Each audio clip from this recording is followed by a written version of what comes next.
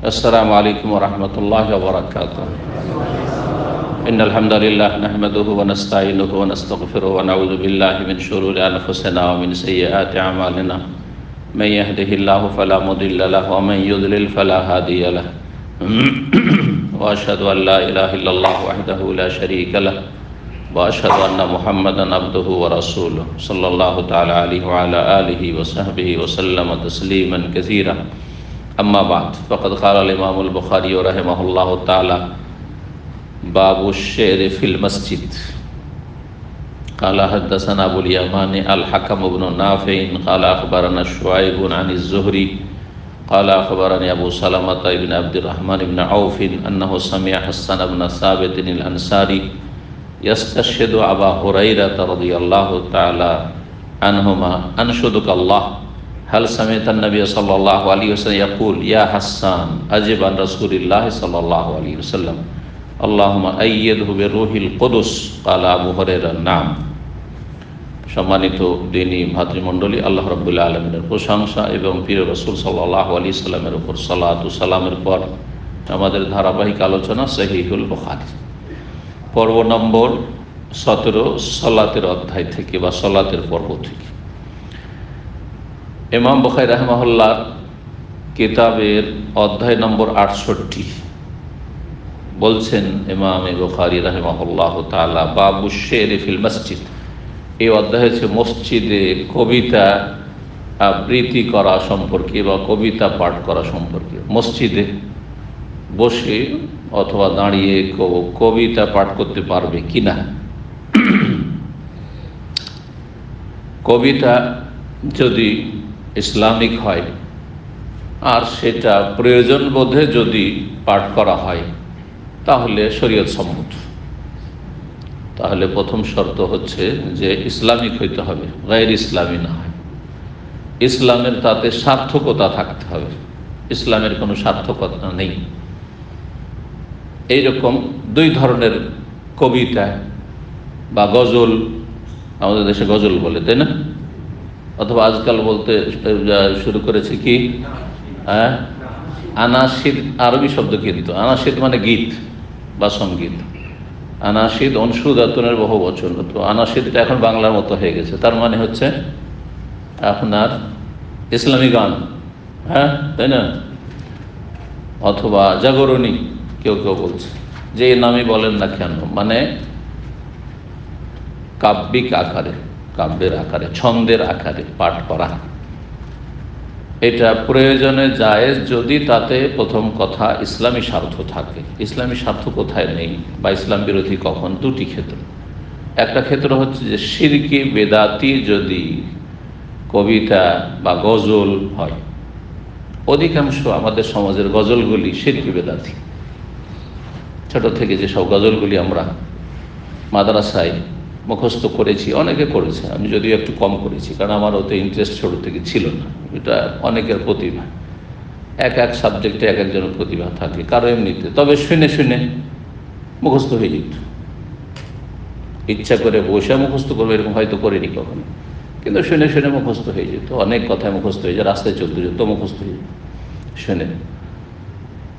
তো দেখা যায় যে অধিকাংশ গজলের বইগুলি যেগুলি ইসলামিক বলে পরিচিত সেগুলি শিরক আর বেদাতে ভরা।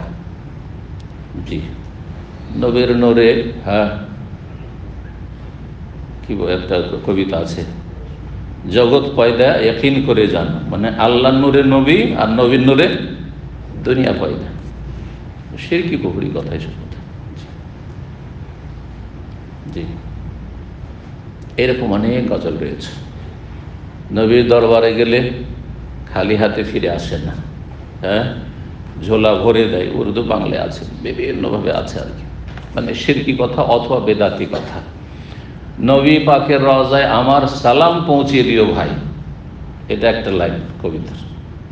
তো নবীর রওজায় কোনো ব্যক্তি মদিনা যাচ্ছে, তাকে বলছেন আমার সালামটা নবীর রওজায় পৌঁছে দিও, এটা প্রমাণ আছে কোথাও? একটু চিন্তা করেন। না আবেগ ভিত্তিক, ব্যাস, কোনো প্রমাণ নেই। কোনো প্রমাণ আছে? কেউ দিতে পারবেন না প্রমাণ। কিয়ামত পর্যন্ত দিতে পারবেন না। নবী সাল্লাল্লাহু আলাইহি ওয়াসাল্লামের সাহাবারা যারা মদিনার বাইরে থাকতেন, স্থায়ীভাবে চলে গেছেন অথবা অস্থায়ীভাবে চলে গেছেন, মক্কা বিজয়ের পরে মক্কাতে বসবাস করেছেন, কারণ আর হিজরত করার কোনো প্রয়োজন ছিল না। মক্কা বিজয়ের আগে হিজরত ফরজ ছিল। অন্য অন্য দেশে যেসব মুসলিমরা বসবাস করত, কোনো এক ব্যক্তি যাচ্ছে মদিনা, সাহাবাই কেরামগণ অথবা সাহাবাই কেরামদেরকে যারা পেয়েছে তাবেই, আপনি মদিনা যাচ্ছেন, আমার সালামটা নবীর রওজায় পৌঁছে দিন। একটা দলিল দেখান নবী সাল্লাল্লাহু আলাইহি ওয়াসাল্লাম থেকে, তার কোনো সাহাবী থেকে 1,24,000 বেশি সাহাবী, কোনো তাবেই থেকে দেখান, কোনো প্রমাণ পাবেন না। তাহলে এসব বিদআত, বিদআত না? অবশ্যই বিদআত। এমনকি এই বিদআতগুলি আমাদের দেশের আকীদার শিক্ষায়, তাওহীদের শিক্ষায়, সুন্নাহর শিক্ষা অভাবের কারণে একজন আহলে হাদিস আলেম, হানাফি সমস্ত ব্যাপক হারে এইটাই তাদের শরীয়ত, যে কেউ মদিনা লেখাপড়ার জন্য যাচ্ছে, মদিনা হজ উমরার জন্য যাচ্ছে, আমার সালামটা নবী পাকের রওজায় পৌঁছে দিয়ে, আছে না নাই? আহলে হাদিস একজন আলেম আমাদের ডিস্ট্রিক্টে, আমার এক সঙ্গী মদিনা আমার সাথেই লেখাপড়ার জন্য ওই বছর আসলে 1989, তখন ওকে বলছে রাহিমাহুল্লাহ তাআলা দুনিয়াতে চলে গেছেন, হেড মোদাররিস শাইখুল হাদিস, বুখারী পড়ায় দীর্ঘদিন 25-30 বছর, বলছে যে বাবা তুমি তো মদিনা যাচ্ছ লেখাপড়ার জন্য, তো তুমি গিয়ে আমার সালামটা নবীর কবর মোবারকে পৌঁছে দিই। হয়তো নবীর রওজা বলে না, ওই বেদাতি কথা নেই আহলে হাদিসের মধ্যে, কিন্তু সালামটা পৌঁছে দিয়ে। কোথায় দলিলের? চিন্তা করতে হবে। ভুল ভুল, কেউ আহলে হাদিস যদি ভুল বলে তো এটা ঠিক, এটা নয়। ভুল ওইটাই যেটা কোরআন সুন্নাহ দ্বারা প্রমাণিত নয়। ভুল সেটাই যেটা রাসূলুল্লাহ সাল্লাল্লাহু আলাইহি ওয়াসাল্লাম করেননি, শিখাননি, সাহাবায়ে কেরামরা করেননি, জি সেটাই ভুল। শরীয়ত হিসাবে সেটা পালন করতে পারেন না, ব্যাপক আকার ধারণ করে আছে। এখান থেকে দামাম থেকে যেতে পারেন না, ভাই আমি তো অবৈধ আছি, অথবা আমি তো আর যেতে পারছি না, তো যাও সালামটা একটু পৌঁছে দিই। এটা সব কথা শের শায়েরিতে বা গজলে আছে। যাই হোক, প্রথম শর্ত আসল জায়গায় ফিরে আসি, কি যে শিরক বিদআত মুক্ত হইতে হবে। আপনার গজলগুলি বা কবিতাগুলি অথবা আনাসিদ সঙ্গীত, ইসলামী সঙ্গীত নাম দিলে শুধু চলবে না, ইসলামী শিরকি বিদআতি সঙ্গীত, ইসলামী সঙ্গীত ইসলামের নামে রাজনীতি করছে, ইসলাম মানে ক্ষমতা, এইসব সঙ্গীত না, এইসব সঙ্গীত চলবে না, বিদআতি সঙ্গীত। খারেজিদের সঙ্গীত, মানুষের জ্ঞান নেই, আর মানুষ না আছে 5 ওয়াক্ত সালাত, না আছে ঠিকভাবে ফরজ ওয়াজিব আদায় করা, ইসলামের কোনো জ্ঞান নাই তাওহীদ সুন্নতের, আর জিহাদ জিহাদ জিহাদ ডাক দিচ্ছেন কবিতার আকারে, মানুষের রক্তকে টব্ব করে ফুটিয়ে তুলছেন। এই যে আবেগ নিয়ে খেলা, এগুলো খারেজিদের তরিকা, খারেজিদের সঙ্গীত। অবস্থা পরিস্থিতি বুঝে আপনার কাজ করতে হবে, যেটা ফরজ সেটা করতে হবে, যেটা ফরজ ওয়াজিব অথবা সুন্নাহ সেটা করতে হবে, যেখানে এই ফরজের কোনো সম্ভাবনা দেখছি না। এখন কেউ যদি বলে যে আমি বাড়িতে গোলাম রাখবো, কি বলবেন ওই লোককে? এখনকার জামানায় কি বলবেন ওকে? পাগল বলবেন না? আরে গোলামি নেই তো, বাস্তবে নেই, বাস্তবে নেই, শরীয়তে আছে, ওইরকম পরিস্থিতি তৈরি হলো, কিন্তু ওর জন্য এরকম তৈরি করতে পেরেছেন, নিজেরা কারো গোলামি করছেন, নিজেরা অন্য তো গোলামি করছেন। চিন্তা করুন, এই পরিস্থিতিতে পৌঁছে গেছে উম্মাত মুসলিমার অবস্থা। ঠিক, কোথায় অন্যকে গোলাম বানাবেন আপনি, যেখানে নিজেরাই গোলাম হয়ে আছে? দিন সম্পর্কে জ্ঞান অর্জন করতে হবে, ঠিক, তারপরে কোনো কথা বলতে হবে। তাহলে শিরক বেদাতি আর চরমপন্থার সঙ্গীত থেকে, জাগরণী থেকে বেঁচে থাকতে হবে, সেটা যেখানে মসজিদ হোক, মসজিদের বাইরে হোক। 2 নম্বর হচ্ছে অশ্লীল নোংরামি গান সঙ্গীত থেকে বেঁচে থাকতে হবে।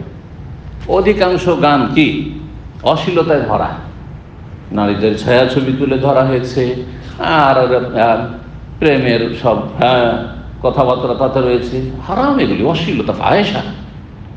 ওয়ালা তাকরাবুল ফাওয়াহিশা মা যাহরা মিনহা ওয়া বাতান, প্রকাশ্য গোপন অশ্লীলতা, অশ্লীল কথা কাজের কাছে দিয়ে দাও। অধিকাংশ গান বাজনায় কি আছে? বাজনা তো হারাম, কিন্তু এমনিও গানে অধিকাংশ গানই হচ্ছে নোংরামি, জি, প্রেমিকার কথাবার্তা, জি, যৌন সুরসুরি দেওয়া, হারাম এগুলো, জি। মানুষের যৌন চাহিদাকে ঠান্ডা রেখে বৈধ পথে সেটাকে প্রয়োগ করতে হবে, ঠান্ডা রাখতে হবে, আর যার জায়গা আছে সেখানে ব্যবহার করবে, আর জায়গা নেই, অবিবাহিত, অথবা স্ত্রী নেই সাথে, তাহলে যৌন ক্ষুধাকে ঠান্ডা রাখার জন্য ব্যবস্থা করতে হবে, এই না যে জাগিয়ে তুলতে হবে। যাই হোক, এই দুটো যদি না থাকে তার মানে নিছক ইসলামিক স্বার্থ গঠনমূলক কথা রয়েছে ইসলাম এবং মুসলিমের ক্ষেত্রে, তাহলে প্রয়োজনে মসজিদের ভিতরেও কবিতা আবৃত্তি করা, কবিতা পাঠ করা, শের শায়রি করা জায়েজ। এটাই প্রমাণ এই হাদিস থেকে। দেখুন, প্রখ্যাত তাবি ইমাম জুহরি রাহিমাহুল্লাহ তাআলা বর্ণনা করেছেন আর এক তাবি আবু সালামের আব্দুর রহমান অফ থেকে, আন্নাহু সামিয়া হাসান বিন সাবিত, তিনি বিখ্যাত সাহাবী এবং রাসূলুল্লাহ সাল্লাল্লাহু আলাইহি ওয়াসাল্লামের শায়ের কবি হাসান বিন সাবিত আনসারী রাদিয়াল্লাহু তাআলা আনহুর কাছে শুনেছেন, ইস্তাশহিদু আবু হুরায়রা, তিনি সাক্ষী তলব করছিলেন। শাহেদা ইয়াশহাদ মানে সাক্ষী দেওয়া, আর ইস্তাশহাদা বাবে ইস্তিফআলে যখন যাবে, আরবি গ্রামার সার্ফ যারা পড়েছেন, তার মানে কোনো কিছু তলব করা। যেমন নাসারা ইয়ানসুরু মানে সাহায্য করা, আর ইস্তানসারা ইয়াস্তানসিরু মানে সাহায্য কামনা করা, গাফারা ইয়াগফিরু মানে ক্ষমা করা, আল্লাহুম্মা গফিরলি, তাই না? কিন্তু ইস্তাগফারা ইস্তাগফিরু, ইস্তিগফারান মানে ক্ষমা প্রার্থনা করা, ক্ষমা তলব করা, মাপ চাওয়া। আল্লাহ মাইনি আস্তাগফিরুকা, আল্লাহ তোমার কাছে ক্ষমা চাইছি। আল্লাহুম্মা গফিরলি, আল্লাহ ক্ষমা করে দাও।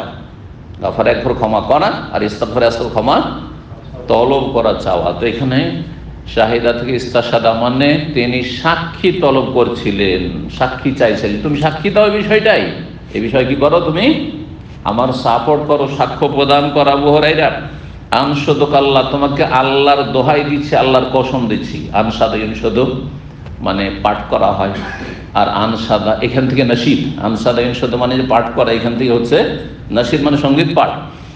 আর আনসাদা ইনশদু বিল্লাহ, আল্লাহর সাথে মানে আল্লাহর কসম দিচ্ছি, আমরা যে আল্লাহর দোহাই দিয়ে বলছি, এইরকম কথা। হাল সামিআতান নবী সাল্লাল্লাহু আলাইহি ওয়াসাল্লাম, তুমি কি নবী সাল্লাল্লাহু আলাইহি ওয়াসাল্লামের কাছে শুনেছো ইয়াকুলু বলতে, ইয়া হাসান, আমাকে সম্বোধন করে, যে হে হাসান, আজিব আন রাসূলিল্লাহ সাল্লাল্লাহু আলাইহি ওয়াসাল্লাম, রাসূলুল্লাহ সাল্লাল্লাহু আলাইহি ওয়াসাল্লামের পক্ষ থেকে তুমি কাফেরদের প্রতিবাদমূলক জবাব দাও।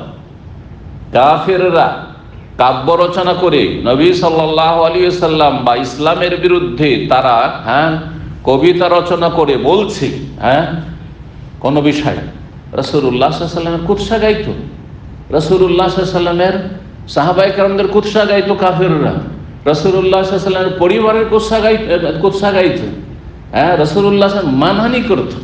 তো কাফেররা যুগে যুগে মানহানি করবে, কাফের কাছ থেকে এর বেশি কি আশা করেন আপনি? কি আশা করেন? ইল্লা মাশাআল্লাহ কিছু নাই পরায়ণ ভালো মানুষ আছে, ইমানের তৌফিক হয়নি, খুব কম তাদের সংখ্যা। ঠিক, তো তুমি জবাব দাও রাসূলুল্লাহ সাল্লাল্লাহু আলাইহি ওয়াসাল্লামের পক্ষ থেকে। কার জবাব দাও? কাফেরদের যে কাব্য রচনা ইসলামের বিরুদ্ধে, তার জবাব দাও ইসলামের পক্ষ হয়ে। এটা জিহাদ, এটা হচ্ছে জিহাদ। দেখেন, মানুষের প্রকৃতি হচ্ছে, যদি কাউকে এমনি বক্তব্যের মাধ্যমে আপনি কোনো কথা বলেন, তার চাইতে বেশি তাসির, প্রতিক্রিয়া কাব্যের আকারে, ছন্দের আকারে যদি বলেন, তাতে বেশি রয়েছে, আছে না নেই? এই জন্য এমনি আলোচনা শোনার চাইতে যদি ছন্দের আকারে, কবিতার আকারে বলা হয়, তো মানুষকে শুনতে মজা লাগে। এটা প্রকৃতি মানুষের, সে শায়রি শুনতে মজা লাগে। এটার যদি বেশি আসক্ত হয়ে যায়, তখন এমনকি কোরআনে কারীম থেকে বিমুখ হয়ে যায়, যার ফলে আপত্তিকর শের শায়রিতে এমন বেশি এগিয়ে যাওয়া, ডুবে যাওয়া, যে প্রতিদিন নিয়মিত শের শায়রি পছন্দ করে, শোনে, তাহলে ওই লোকের ইসলামী বক্তব্য শোনার তৌফিক হবে না, কোরআনে কারীম তেলাওয়াতের তৌফিক হবে না। কোরআনে কারীমের তেলাওয়াত শোনা বাদ দিয়ে, তেলাওয়াত করা বাদ দিয়ে, তখন ওই জাগরণী আর গজল শুনতে থাকবে, আনাসির শুনতে থাকবে। এই জন্য আনাসিরদের চর্চা করা আপত্তিকর, আনাসিদের সঙ্গীত, ইসলামী সঙ্গীতের নামে চর্চা করা আপত্তিকর, কারণ এতে কোরআন সুন্নাহ থেকে, দ্বীনের ইলম শিক্ষা থেকে মানুষ দূর হয়ে যাবে। কিন্তু প্রয়োজনে ইসলামের খাতিরে যদি মাঝে মধ্যে পাঠ করা হয়, তাহলে সেটা অনেক সময় প্রয়োজন, প্রশংসনীয়, আর অনেক সময় জায়েজ। জি, হাসানকে কি বলেছিলেন? হাসান, তুমি রাসূলুল্লাহর পক্ষ থেকে তুমি প্রতিবাদমূলক জবাব দাও। তারপরে হাসানকে দোয়াও দিয়েছিলেন নবী সাল্লাল্লাহু আলাইহি ওয়াসাল্লাম। এটা শুনুনি আবু হুরায়রা, মানে আবু হুরায়রা তাহলে ওই মজলিসে হাজির ছিলেন যখন এটা ঘটে। আল্লাহুম্মা আইয়িদহু বিরূহিল কুদুস, আল্লাহ তুমি হাসানকে শক্তিশালী করো, শক্তি যোগান দাও রূহুল কুদুস জিবরাইল আলাইহিস সালামের দ্বারা। আর জিবরাইল আলাইহিস সালামের মাধ্যমে, সবচেয়ে শ্রেষ্ঠ ফেরেশতার মাধ্যমে তাকে কি করো? শক্তিশালী করা। তো আল্লাহ রাব্বুল আলামিন মুমিনকে শক্তিশালী করেন মালায়েকার মাধ্যমে, এটা একটা মাসলা জানতে পারলাম। যেমন শক্তিশালী করেন তেমন হেফাজত করেন, এটাও মনে রাখবেন, এটাও মনে রাখবেন। অনেক সময় দুর্ঘটনা ঘটে, ধরেন আজকাল দুর্ঘটনার মধ্যে গাড়ির দুর্ঘটনা বেশি, তাই না? আগুন লেগে যাওয়ার দুর্ঘটনা, পানিতে ডুবে যাওয়ার দুর্ঘটনা, বন্যাতে যাই বন্যায় প্লাবিত হচ্ছে। আল্লাহ মুসলিমদের হেফাজত করুন, আল্লাহ গুনাহ খাতা মাফ করুন এবং রব্বুল আলামিন মুসলিমদের রহম করুন। তো এইরকম যখন হয় আর আল্লাহ কাউকে বাঁচাতে চান, যদি আল্লাহ চান যে তোর হায়াত শেষ, তাহলে তো শহীদ হয়ে গেল, ভালো মানুষ হইল। ভালো মানুষও পানিতে ডুবে মারা যেতে পারে, আগুনে জ্বলে যেতে পারে। এই নয় যে আগুনে জ্বলে যাচ্ছে পানিতে ডুবে গেল মানে খারাপ মানুষ, কখনো এটা ভাববো না। অনেক আল্লাহর নেক বান্দা, আল্লাহর ওলি তাতে ডুবে ধ্বংস হইতে পারে, জ্বলে যেতে পারে, দুর্ঘটনার শিকার হইতে পারে, আর শেষ হয়ে যেতে পারে, যে ছিন্ন ভিন্ন হইতে পারে। তার মানে এটা খারাপ লোক ছিল, আল্লাহ তার জন্য এটা পছন্দ করেছে। কিন্তু যখন আল্লাহ কাউকে রক্ষা করতে চান, তখন আল্লাহর ফেরেশতা মালায়েকা দিয়ে কি করেন? শক্তি যোগান দেন, হেফাজতের ব্যবস্থা করেন। এর সাথে মুমিন জিনরাও সহযোগিতা করে, এটাও হতে পারে। যেমন আপনার আমার মুমিন ভাইরা হিতাকাঙ্ক্ষী আছে না নেই? মানুষের মধ্যে থেকে মুমিন মুসলিম হিতাকাঙ্ক্ষী না? ভালো মানুষ ভালো মানুষের হিতাকাঙ্ক্ষী, নেক মানুষ নেক মানুষের হিতাকাঙ্ক্ষী, ভালাই চাই। ঠিক তেমনি নেক সৎ যারা জিন, তারা মুমিন মুসলিম ভালো মানুষদের হিতাকাঙ্ক্ষী তারাও। সুতরাং যেখানে তারা সাহায্য সহযোগিতা করতে পারবে, সেখানে যেমন বদমাশ জিন ক্ষতি করার চেষ্টা করে, ধ্বংস করার চেষ্টা করে, ভালো জিন সাহায্য করার চেষ্টা করে। যদিও তাদের ক্ষমতা সীমিত, আল্লাহ রাব্বুল আলামিন তাদের একটা সীমিত ক্ষমতা দিয়েছেন, কিন্তু শারীরিক ক্ষমতার দিক থেকে জিন মানুষের চাইতে বেশি। দ্রুত গতিতে চলাফেরার দিক থেকে মানুষের চাইতে অনেক বেশি তাদের শক্তি, ইত্যাদি বিভিন্ন দিক থেকে। যদিও জ্ঞান বুদ্ধি বিবেক ইত্যাদির ক্ষেত্রে আল্লাহ সার্বিক দিক থেকে মানুষকে আল্লাহর শ্রেষ্ঠত্ব দান করেছেন, কিন্তু কিছু কিছু শক্তি ক্ষমতা আছে মানুষের চাইতে বেশি অন্য সৃষ্টিকে আল্লাহ দিয়েছেন, দেন নাই? এটা হিংস্র পশু বাঘ সিংহ, তার গায়ের শক্তি অনেক মানুষের চাইতে বেশি না, বরং মানুষের চাইতে বেশি কিনা, তাই না? কয়েকটা মানুষকে ফেড়ে খেয়ে নিতে পারে, তার মানে এই না যে সিংহ আমার চাইতে আপনার চাইতে শ্রেষ্ঠ, তাই না? জি হ্যাঁ, ঠিক ওইটাই জানতে হবে। তো আসল বিষয়ের দিকে ফিরে আসি। জিবরাইল আলাইহিস সালামের মাধ্যমে আল্লাহ তুমি হাসানকে কি করো? শক্তিশালী করো। কাল আবু হুরায়রা উত্তরে বললেন, যখন সাক্ষী তলব করেন হাসান বিন সাবিতের নাম, হ্যাঁ আমি শুনেছি, আমি সাক্ষী দিচ্ছি, আমি এই কথা নবী সাল্লাল্লাহু আলাইহি ওয়াসাল্লাম বলতে শুনেছি তোমার ক্ষেত্রে। মানে তোমাকে রাসূলুল্লাহ সাল্লাল্লাহু আলাইহি ওয়াসাল্লাম কি করতে বলেছেন? কবিতা পাঠ করতে হুকুম দিয়েছেন।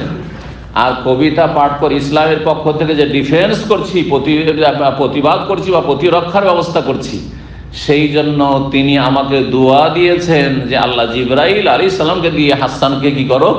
মজবুত করো, শক্তিশালী করা। আল্লাহু আকবার। প্রেক্ষাপট কি? হাদিসের একটা প্রেক্ষাপট আছে। কেন এই কথা বলে সাক্ষী চেয়েছিলেন হাসান বিন সাবিত? ঘটনা এই, নবী সাল্লাল্লাহু আলাইহি ওয়াসাল্লামের ইন্তেকাল হয়ে গেল, জামানা শেষ, আবু বকর সিদ্দিক রাদিয়াল্লাহু আনহু জামানা শেষ হয়ে গেল, খলিফা হইলেন দ্বিতীয় খলিফা কে? আমিরুল মুমিনিন ওমর বিন খাত্তাব রাদিয়াল্লাহু তাআলা। ওমর রাদিয়াল্লাহু তাআলা আনহু হকের ওপর, সত্যের ওপর বড় শক্ত ছিল, মানে নমনীয় না এই ক্ষেত্রে, হক হক, ঠিক ঠিক, ভুল ভুল, তাই না? ভুলের প্রতিবাদ করতে হবে। অনেকে থাকে ঠিক আছে কিন্তু ঠান্ডা পাবে, আচ্ছা ঠিক আছে এটা করিল না, কেন করলে এটা, এটা কেন, এটা নেই কেন করলে তুমি? হকের ওপরে শক্ত, হকের কাছে আবার ঝুঁকে যেতেন। হক যেখানে দেখছেন যা অন্যের কাছে আছে, কারণ আল্লাহর কাছে ঝুঁকে যাওয়া সেটা, এটা হচ্ছে হক্কানি। মানে এই না যে সব জায়গায় কড়া হইতে হবে, হক্কানি মানে হকের জায়গায় কড়া হইতে হবে, আর ভুলের জায়গায় ভুল স্বীকার করতে সামান্যতম কোনো রকমের যেন দ্বিধা দ্বন্দ্ব না থাকে যে আমি ভুল স্বীকার করে এটা ও তো ছোট হয়ে যাবো, তখনই শয়তান ধরবে না, এটা যেন মনে থাকে। তো ওমর রাদিয়াল্লাহু দেখছেন যে হাসান মসজিদে কবিতা পাঠ করছে। আরে মসজিদে নববীতে কবিতা পাঠ করছো তুমি, কোথায় পেলে এটা? ওমর রাদিয়াল্লাহু ভাবছেন যে মসজিদে এগুলো করা যাবে না, মসজিদে করা যাবে না। এখান থেকে কি বোঝা গেল যে এই উম্মতের আবু বকরের পরে তৃতীয় ব্যক্তি, তাই না? রাসূলুল্লাহ সাল্লাল্লাহু আলাইহি ওয়াসাল্লাম, তারপর আবু বকর, তারপরে ওমর। এতে কোনো দ্বিমত আছে? কোনো দ্বিমত নেই উম্মতে মুসলিমা। তারও যদি এই মাসলা স্পষ্ট থাকে যে মসজিদে ইসলামের খাতিরে কাব্য রচনা করা বা কবিতা আবৃত্তি করা জায়েজ কি না, না এটা ইসলাম মসজিদের আদবের খেলাফ, কেন তুমি এখানে পাঠ করছো? তখন তিনি দেখলেন যে মুশকিল, মহারাজ এত রাগী মানুষ, যদি আমি প্রমাণ না করতে পারি যেটা জায়েজ তাহলে তো মার খেতে হবে, অনেক সময় দৌড়া খেতে হবে, হাতে একটা লাঠি থাকতো, ছড়ি। তখন বলছেন যে দেখেন আমি এটা করছি, এটা নবী সাল্লাল্লাহু আলাইহি ওয়াসাল্লাম আমাকে অনুমতি দিয়েছেন। বলছে কে বললো তোমাকে অনুমতি দিয়েছেন? ওমর রাদিয়াল্লাহু তাআলা এই ক্ষেত্রে খুব সতর্ক ছিলেন, সাক্ষী তলব করতেন। যদি কেউ হাদিস বয়ান করতো, ঠিক আছে তোমার সমর্থক কেউ আছে না, তুমি একাই বলছো, দেখো তোমার সমর্থক নিয়ে আসো, না তোমার একার কথা আমি বিশ্বাস করি না। জি হ্যাঁ, কি জানি তুমি ভুল বলতে পারো। সাথে সাথে হাসান দেখছেন আবু হুরায়রা তো সামনে আছে, কাল হয়ে গেছে। আবু হুরায়রা তুমি তো ছিলে, তুমি শুনেছো কিনা, সাক্ষী দাও, তোমার কাছে সাক্ষী তলব করছি, হ্যাঁ, যাতে ওমর রাদিয়াল্লাহু আমার কথাটি বিশ্বাস করেন, মেনে নেন যে আমি ঠিক কাজ করেছি মসজিদ নববীতে কবিতা আবৃত্তি করে, যে নবী সাল্লাল্লাহু আলাইহি ওয়াসাল্লাম আমাকে কবিতা পাঠ করতে বলেছেন কিনা এই মসজিদ নববীতে, আর আমাকে এর ওপর নেক দোয়া দিয়েছিলেন কিনা। তো কি বললেন আবু হুরায়রা? হ্যাঁ। হাদিস দ্বারা কি প্রমাণিত হলো? যেটা আসল মাসলা, সেটা হচ্ছে প্রয়োজনে মসজিদে কবিতা পাঠ করা, ইসলামী কবিতা, ইসলামের খাতিরে, তৌহিদের কবিতা, সুন্নাহর কবিতা, তবে কাউকে আঘাতমূলক না। কারণ আজকাল কিছু কিছু জাগরণী আমাদের ভাইয়েরা তৈরি করেছে যেগুলোতে অন্যের উপর আক্রমণ রয়েছে। না, আক্রমণ না হয়, ভালোভাবে হয়, ভদ্রভাবে হয়। কারণ আল্লাহ রাব্বুল আলামিন হয় হিকমতের সাথে দাওয়াত দিতে বলেছেন, আর না হয় মাউইজা হাসানার সাথে, আর না হলে যদি তর্ক করতে হয় তো বিল্লাতি হে আহসান, বেশি ভালো পন্থা, বেশি ভালো। আপনার উদ্দেশ্য কাউকে ভুল প্রমাণ করা না হেদায়েত করা? হেদায়েত করা। আমার উদ্দেশ্য এই নয় যে আপনি ভুলে আছেন আমি ঠিক আছি সুতরাং আমি আপনার যাতে সিনিয়র, এই কথা কখন না। এটা ইখলাসের খেলাফ। এটা একজন দায়ীর যে দাওয়াতি কাজ করবো, এটা ইখলাসের খেলাফ। না বড়ত্ব যেন না আসে, আরে আমরা হক, আর বাতিল, এসব জাহেল, না না কখন এটা না। এরা অসুস্থ রকম মায়া থাকে। যারা গোমরাহ হয়ে রয়েছে তাদের মায়া যেন থাকে, মায়ার সাথে হেদায়েতের চেষ্টা করা।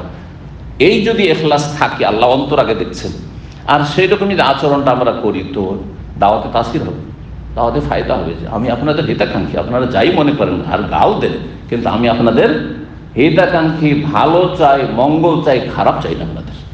আল্লাহ যেন বোঝার তৌফিক দান করেন এবং আল্লাহ সে অনুযায়ী আমলের তৌফিক দান করেন।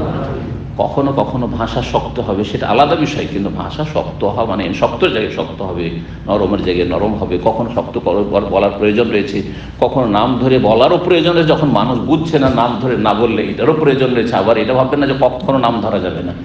আর যখন দেখছেন প্রয়োজন নেই, মানুষ বুঝে নেবে নাম না ধরলেও, তখন নাম না ধরলেই ভালো তখন। জি, তারপরে দেখুন 69 নম্বর অধ্যায়, বলছেন বাবু আসহাবিল হেরাবে ফিল মসজিদ। এই অধ্যায় হচ্ছে মসজিদে বল্লম বর্ষাওয়ালাদের অবস্থান সম্পর্কে, জায়েজ কিনা। মসজিদে বল্লম বর্ষা হাতে নিয়ে কেউ প্রবেশ করতে পারে কিনা, অথবা সেখানে এমনকি এরাকে বলা হয়েছে আসহাবুল হেরাব, মানে বল্লম বা বর্ষাওয়ালা। বল্লম বুঝেন তো, বর্ষাওয়ালা মানে বর্ষা নিয়ে তারা খেলাধুলা করতো। যেমন আমাদের দেশে লাঠি খেলা, শুনেছেন লাঠি খেলা? ছোটকালে লাঠি খেলা, আর বিশেষ করে মুহররমের সময় বেদাতীদের লাঠি খেলা। কারণ শিয়াদের দেখা দেখি, শিয়াদের পাশাপাশি আর অনেক শিয়া নবাব ভারত বাংলাদেশ যে অখণ্ড ভারতে ছিল, আর শিয়াদের একটা প্রভাব ছিল, যার ফলে এইসব অনেক যারা নিজেদেরকে সুন্নি বলছে কিন্তু বিদাতি, তারা শিয়াদের অনেক ধর্মকর্ম নিয়ে নিচ্ছে। তার মধ্যে একটা হচ্ছে মহরমের তাজিয়া করা, মহরমের শোক পালন করা, মাতম করা, মহরমে আপনার ধুমধাম করা, অথবা যেটাই করেন না কেন ইত্যাদি ইত্যাদি। এমনকি মহরমে যদি 10 মহরম আশুরা রোজাও রাখে, তো কিসের জন্য? ওই বেদাতি ধারণায় যে হুসাইন রাদিয়াল্লাহু আনহু শহীদ হয়েছেন সেই জন্য রোজা রাখছে, এটাও বিদআত। বরং কি জন্য রোজা রাখছি? যে এই দিনে মূসা আলাইহিস সালাম আল্লাহ রসুল আর নবী এবং তার উম্মত বনী ইসরাইলকে আল্লাহ বিজয় দান করেছিলেন। আর আল্লাহর বড় শত্রু, আল্লাহর দ্বীনের শত্রু, ইসলামের শত্রু ফেরাউন এবং ফেরাউনের অনুসারী সেনাবাহিনীকে আল্লাহ ধ্বংস করেছেন। সুতরাং এটি হচ্ছে বিজয় দিবস, এটি হচ্ছে খুশির দিবস। সুতরাং সেই দিনে আল্লাহর শুকরানায়, বিজয় দিবস মানে কোটি কোটি টাকা জাতির সম্পদ নষ্ট করছি, এটা ইসলাম নয়। বিজয় দিবস মানে সেই দিন আল্লাহ শুকরিয়া আদায় করেছে, আলহামদুলিল্লাহ আল্লাহ আমাদেরকে বিজয় দান করেছেন। জি, কিন্তু সেটা ইসলামের বিজয় হইতে হবে। তো মসজিদে বল্লম বর্ষা নিয়ে খেলা করা, জি, তো এই হাবাসীরা খেলা করছিল, এই ঘটনা এখানে রয়েছে। 454 নম্বর হাদিস। উরওয়া ইবনে জুবাইর প্রখ্যাত তাবেঈ সাহাবীর ছেলে, তার মাও সাহাবিয়া আসমা বিনত আবি বকর, আবু বকরের মেয়ে, আর বাপ সাহাবী আব্দুল্লাহ বিন জুবাইর প্রখ্যাত আশরা মুবাশশিরের অন্যতম।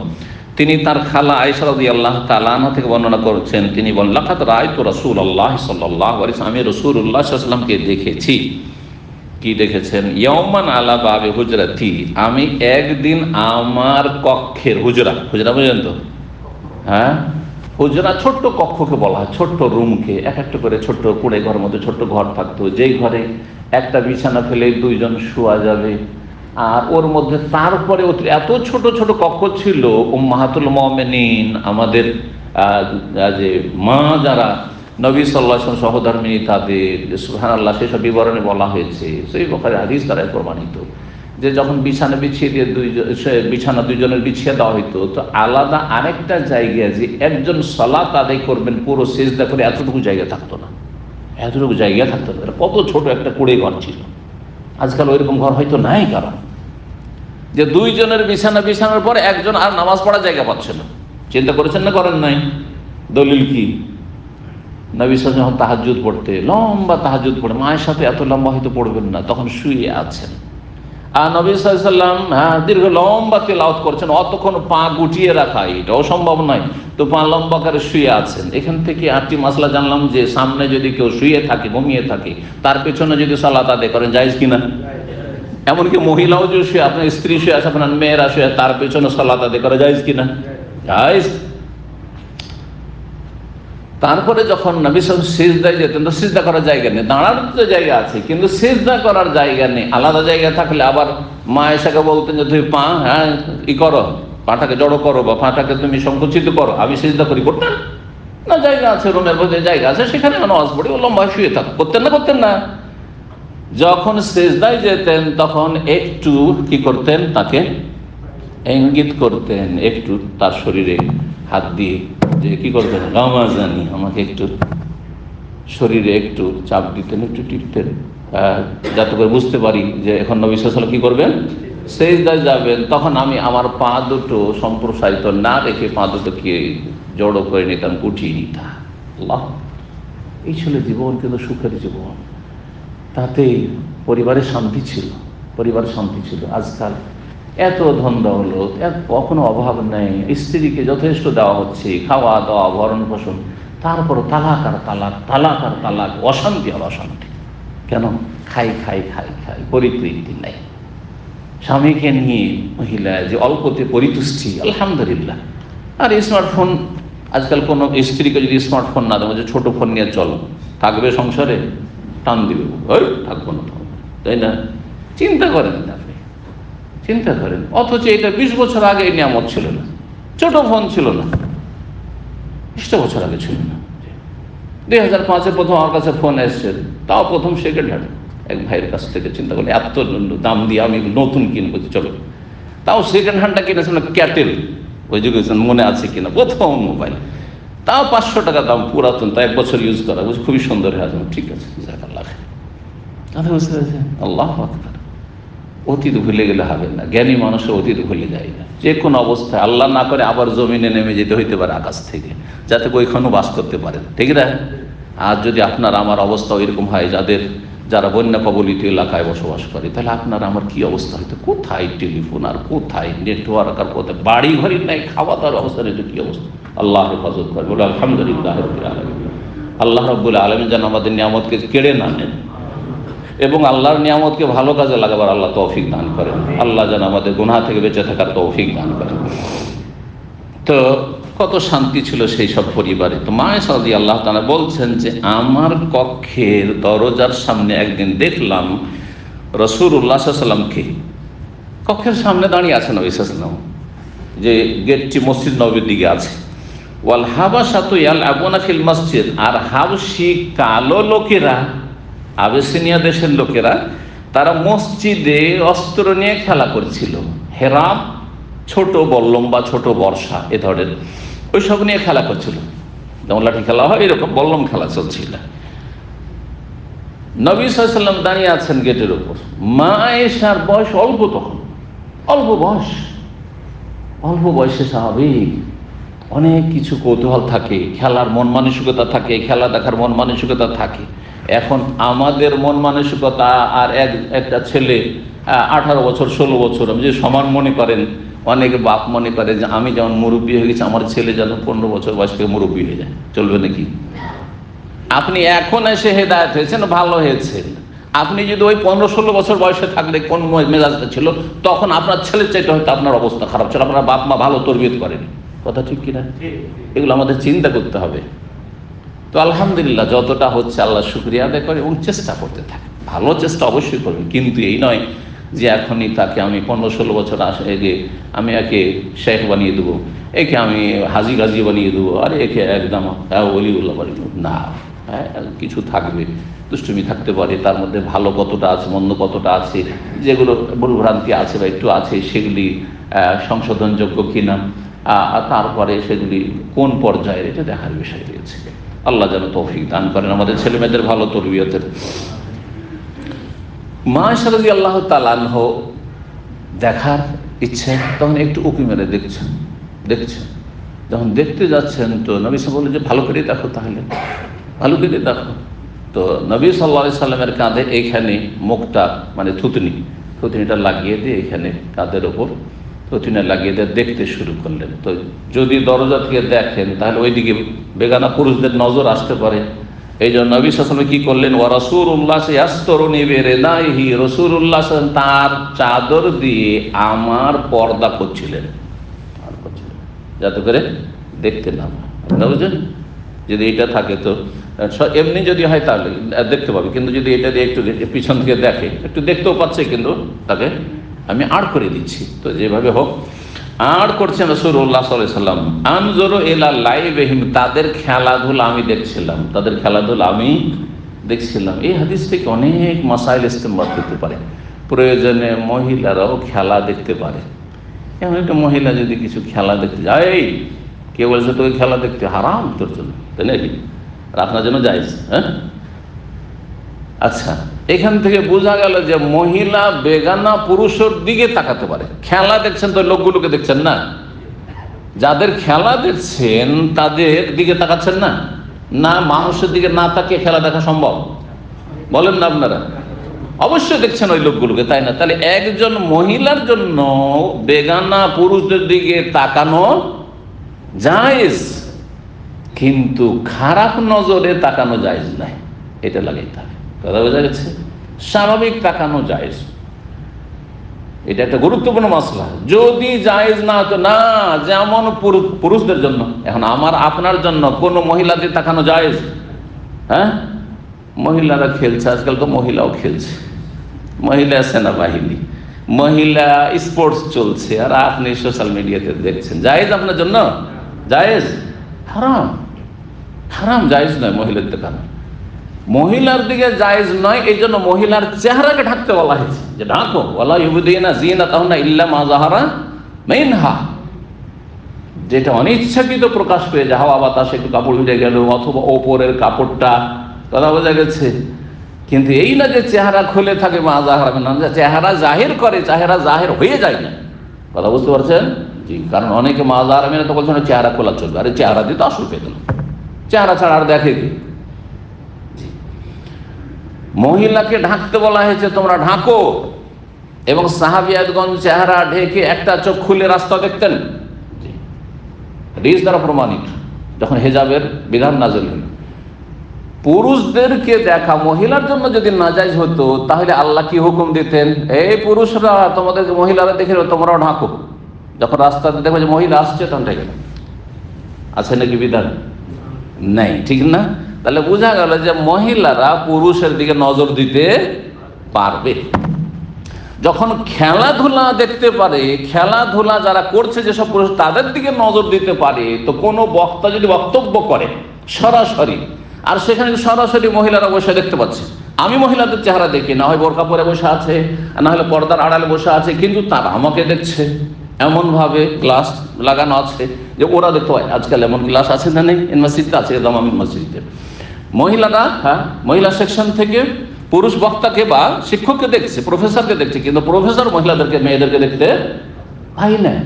অথবা টিভির পর্দায় দেখছে, হ্যাঁ, ইউটিউবে দেখছে, যে ভিডিও দেখছে। অনেক মহিলারা কট্টরপন্থী আজকাল আছে, কিছু একটি ইসলামিক বলছেন না না আমি ভিডিও শুনি না, ও হারাম করে দিয়েছে। কি শুনি? বলছে আমি অডিও শুনি, ওর কাছে অডিও ছাড়া ভিডিও শোনা হারাম। তাই যদি হতো তাহলে মহিলাদের মতো পুরুষকে বলা হয়তো কি, এই তোমাদের মহিলার দেখে নিবে, খবরদার চেহারা ডেকে চলো রাস্তাতে, ঠিক কিনা? তাহলে আমাদের নেকাব লাগিয়ে দেওয়া হয়তো, কিন্তু আছে শরীয়তে।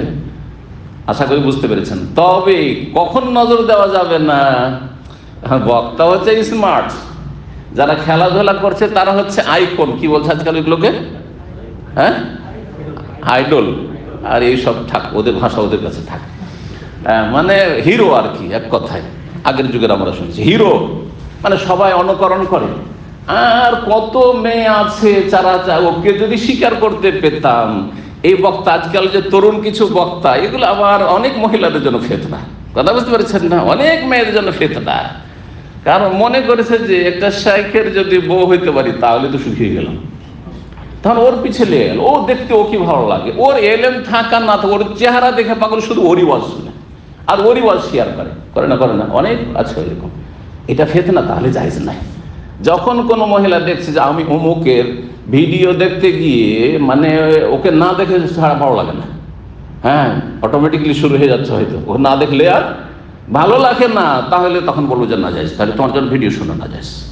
কিন্তু যদি দেখেন যে আমি এলেম শিখার জন্য ভিডিও থেকে আলোচনা শুনছি, তাহলে মহিলাদের জন্য পুরুষ বক্তাদের ভিডিও শোনা জায়েজ, হ্যাঁ, যেটাকে বলা হচ্ছে বাদারজা আওলা যায়। যদি খেলাধুলা যারা করছে তাদের দিকে দেখা যদি জায়েজ হয়, তাহলে দিন শিখার জন্য কেন জায়েজ হবে না? কথা বুঝতে পারছেন না? জি হ্যাঁ। নবী সাল্লাল্লাহু আলাইহি সাল্লাম যখন দিন শিখাতেন সাহাবায়ে কেরামদেরকে, এবং সাহাবিয়াতরাও থাকতেন মসজিদ নববীতে, তারা নবী সাল্লাল্লাহু আলাইহি ওয়াসাল্লামকে দেখতেন না? দেখতেন না? দেখতেন। এই ছিল হাদিস। তো মসজিদ, এই হাদিস থেকে আসল যে বিষয়টি প্রমাণিত সেটা হচ্ছে, ইমাম বুখারী রাহিমাহুল্লাহ প্রমাণ করতে চাইছে যে মসজিদে প্রয়োজনে খেলাধুলা করা জায়েজ। কিন্তু কোন খেলাধুলা? মসজিদে কাবাডি খেলবো জায়েজ, আর কোন খেলাগুলো পুরানা নতুন খেলা, ফুটবল খেলবো, ভলিবল খেলবো, হ্যাঁ, কি বলছে এটাকে, হ্যাঁ, ব্যাডমিন্টন খেলবো, হ্যাঁ, চলবে না? চলবে না। এগুলো খেলা ইসলামের স্বার্থ নাই। হয়তো শরীর চর্চা করে বাইরে করেন, বলে একটু শরীর চর্চা, শরীর চর্চা যদি হয়তো বাইরে করেন। ও মসজিদে গেম খেলবো, এতে শরীর চর্চাও নেই। আরে অন্তত ফুটবল, ভলিবল ইত্যাদি, আপনার কাবাডি খেললে তো শরীর চর্চা হয়, কিন্তু এই গেম খেলাতে, হ্যাঁ, শরীর চর্চা নাই, বরং শরীর বরবাদ আছে। কথা ঠিক কিনা? তাহলে মসজিদে বসে বসে গেম খেলা জায়েজ না? জায়েজ, না জায়েজ। কোন খেলা চলবে? যেই খেলা ইসলামের স্বার্থ রয়েছে। কারণ আপনি আল্লাহর ঘর মসজিদ, আপনি খেলাধুলা করছেন অথবা খেলাধুলা অনুমতি দিচ্ছেন, সেই খেলা হচ্ছে যেই খেলার মাধ্যমে জিহাদ ফি সাবিল আল্লাহর দ্বীনকে শক্তিশালী করার জন্য, আল্লাহর দ্বীনের হেফাজতের জন্য কাজে আসতে পারে। হ্যাঁ, সেই বল্লম বর্ষা নিয়ে খেলা করা, সেই যুগে যুদ্ধ ছিল, জিহাদ ছিল, বল্লমের যুদ্ধ, তরবারির যুদ্ধ, বর্ষার যুদ্ধ, তাই না? সুতরাং এই খেলার ক্ষেত্রে আপত্তি তুলেছিলেন ওমর রাদিয়াল্লাহু তাআলা। এটা জানলে আরো বেশি স্পষ্ট। ওমর রাদিয়াল্লাহু তাআলা আপত্তি করে, ইয়া রাসূলুল্লাহ, মসজিদে আর এইসব হাবশিরা খেলাধুলা করছে, এটা কেমন কথা? বলে যে না, তাদেরকে খেলতে দাও, কারণ এই খেলা জিহাদ ফি সাবিলিল্লাহ কাজে আসবে, এই খেলা বদর, ওহদে, খন্দকে কাজে আসবে। কথা বুঝতে পেরেছেন না? পারেননি। কিন্তু আজকাল যদি ওইরকম খেলা শুরু করা হয়, তো প্রথম আপনি চরম অপরাধী। আপনি যেই খেলাতে ইসলামের ফায়দা আছে সেই খেলা যদি খেলতে শুরু করেন তাহলে আপনি অপরাধী। হ্যাঁ, আপনি আপনার উপরে জঙ্গি তকমা লেগে যাবে, হ্যাঁ, চরমপন্থী হয়ে যাবেন আপনি। না না না, চরমপন্থা কথাটার যেন মিস ইউজ না হয়, যেখানে সেখানে চরমপন্থী যাকে তাকে বলে দেবেন, এটাও চলবে না। তেমনি যারা আসলে চরমপন্থী, আইন কানুনকে নিজের হাতে নিয়ে নেয়, তাদেরকে আবার ভালো মানুষ আর তাদেরকে বলবেন যে তারা ইসলামের খাদেম বললেও চলবে না। মধ্যম পন্থা অবলম্বন করতে হবে এই ক্ষেত্রে। আল্লাহ যেন বুঝার তৌফিক দান করেন এবং ফিতনা ফাসাদ থেকে আল্লাহ যেন বেঁচে থাকার তৌফিক দান করেন। 455 নম্বর হাদিস, ওই হাদিসেরই একটু অংশ, যেটাতে মা আয়েশা রাদিয়াল্লাহু তাআলা বলছেন, কাল রাআইতুন নবী সাল্লাল্লাহু আলাইহি ওয়াসাল্লাম, আমি নবী সাল্লাল্লাহু আলাইহি ওয়াসাল্লামকে দেখেছি, ওয়াল হাবাশাতি ইয়ালআবুনা বিহিরাবে, হাবশী লোকেরা তাদের বর্ষা নিয়ে, বল্লম নিয়ে মসজিদ তারা খেলাধুলা করছিল। জি, তো মা আয়েশা রাদিয়াল্লাহু তাআলা দেখেছেন এবং মসজিদে খেলাধুলা করেছেন, যেমনটা বললাম। 70 নম্বর অধ্যায় বলছে বাবু যিকরিল বাই ওয়া শিরা আলাল মেম্বারে ফিল মসজিদে। এই অধ্যায় হচ্ছে মসজিদের মেম্বারে ক্রয় বিক্রয়ের আলোচনা করা। কিনা বেচা ব্যবসা করা জায়েজ নাই, মসজিদে কেনা বেচা করা নিষেধ, হাদিস রয়েছে এই ক্ষেত্রে। কেউ যদি মসজিদে কোনো কিছু কেনাকাটা করছে আর একজন বিক্রি করছে, তাহলে নবী সাল্লাল্লাহু আলাইহি ওয়াসাল্লাম কি বলেছেন? নিষেধ করেছেন এক হাদিসে। আর এক হাদিসে, যদি হাদিসটা সম্পর্কে একটু কালাম আছে, কিন্তু বিষয়টি স্বীকৃত, সেটা হচ্ছে আল্লাহ যেন তোমার ব্যবসা বাণিজ্যে বরকত না দেয়। আর কোনো হারিয়ে যাওয়া বস্তু তোমরা মসজিদে খোঁজ করিয়ে না। মসজিদে গিয়ে বলছে আমার মোবাইলটা হারিয়ে গেছে, ভাই আপনারা কেউ 10 জন পেয়ে থাকলে বলবেন। মসজিদে এইসব এলাম নিষেধ। হ্যাঁ, কিন্তু যদি কোনো ব্যবসা বাণিজ্যের মাসলা মাসাইল আলোচনা করে এসে মসজিদের খুতবার মেম্বারে হোক, জুমার খুতবায় হোক, ঈদের খুতবায় হোক, বা এমনি বক্তা দার্স দিচ্ছে আর আজকের বিষয় হচ্ছে ব্যবসা বাণিজ্য, তাহলে জায়েজ, বরং প্রয়োজন আছে যে ব্যবসা বাণিজ্য সম্পর্কে জানতে হবে, এই কথাই। তো এখানে আসলে নবী সাল্লাল্লাহু আলাইহি ওয়াসাল্লাম মেম্বারের উপর মসজিদে কি করেছেন? ব্যবসা বাণিজ্যের মাসলা মাসাইল আলোচনা করেছেন, যেটা জায়েজ, বরং প্রয়োজন হলে প্রয়োজন, জরুরি অনেক সময়। 456 নম্বর হাদিস, মা আয়েশা রাদিয়াল্লাহু তাআলা আনহা থেকে বর্ণিত, কালা, তিনি বলছেন, আতাতহা বারিরাতু, বারিরা নামক এক দাসী বড় সুন্দরী ছিলেন। তার চমৎকার কিসসা রয়েছে। বড় সুন্দরী এই দাসী ছিলেন, কিন্তু দাসী ছিলেন, কিন্তু দাসী হয়ে গেছিলেন। তো তিনি আসলেন মা আয়েশা রাদিয়াল্লাহু তাআলার কাছে, কাছাকাছি বাস করতেন। তাসআলুহা ফি কিতাবাতিহা, তিনি যে তার মনিবের সাথে একটা লেখাপড়া বা লিখিত চুক্তি করে নিয়েছিলেন, সে সম্পর্কে কিছু সাহায্য চাওয়ার জন্য। তাসআলুহা মানে সাহায্য চাইতে এসেছিলেন। ঘটনা কি? বাড়িরা একজন দাসী ছিলেন। তার মালিক বলল যে দেখো, তুমি তো দাসী, কিন্তু তুমি যদি এত টাকা দিয়ে দিতে পারো তাহলে তুমি মুক্ত হয়ে যাবে। এটার উপরে যদি একটা চুক্তি হয়ে যায়, লিখিত বা মৌখিক, যেটা হোক, এটাকে কিতাবা বলা হয়।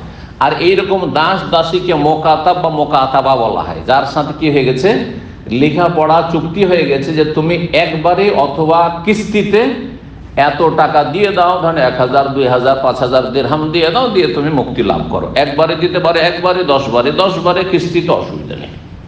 এইরকম প্রচলনটা জাহিলি যুগে ছিল। স্বাধীন হয়ে যাওয়ার পরে, মাসলা একটু বলে দিই তাহলে, স্বাধীন হয়ে যাওয়ার পরে তখন তার ধরেন আত্মীয় স্বজন কেউ নেই। আত্মীয় স্বজন থাকলে তো আত্মীয় স্বজন ওয়ারিস হবে মারা গেলে। ওই যে দাস অথবা দাসী, গোলাম, বান্দা বা বান্দি, গোলাম যে আজাদ হইল, তার কেউ নেই ওই মনিব ছাড়া, মনিব ছাড়া।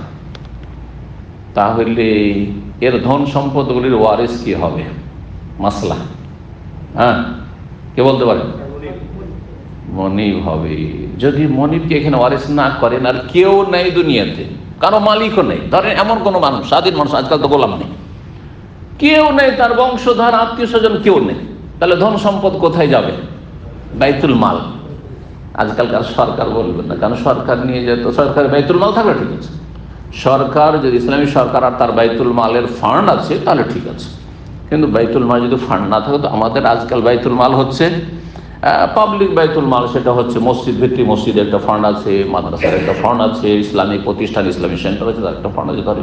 কিন্তু মুসলিম দেশ হলে ঠিক আছে বাইতুল মাল, যেমন সৌদি আরব বাইতুল মাল আছে। জি, তো বাইতুল মালে জমা হবে ধন সম্পদ, অঢেল থাকতে পারে কোনো মানুষের, যার আত্মীয় স্বজন কেউ নেই, আত্মীয় স্বজন কেউ নেই, কিন্তু সে একসময় দাস ছিল বা দাসী ছিল, মুক্ত হয়েছে, তাহলে এই জমি জায়গাগুলো ধন সম্পদ কে ভাগ পাবে?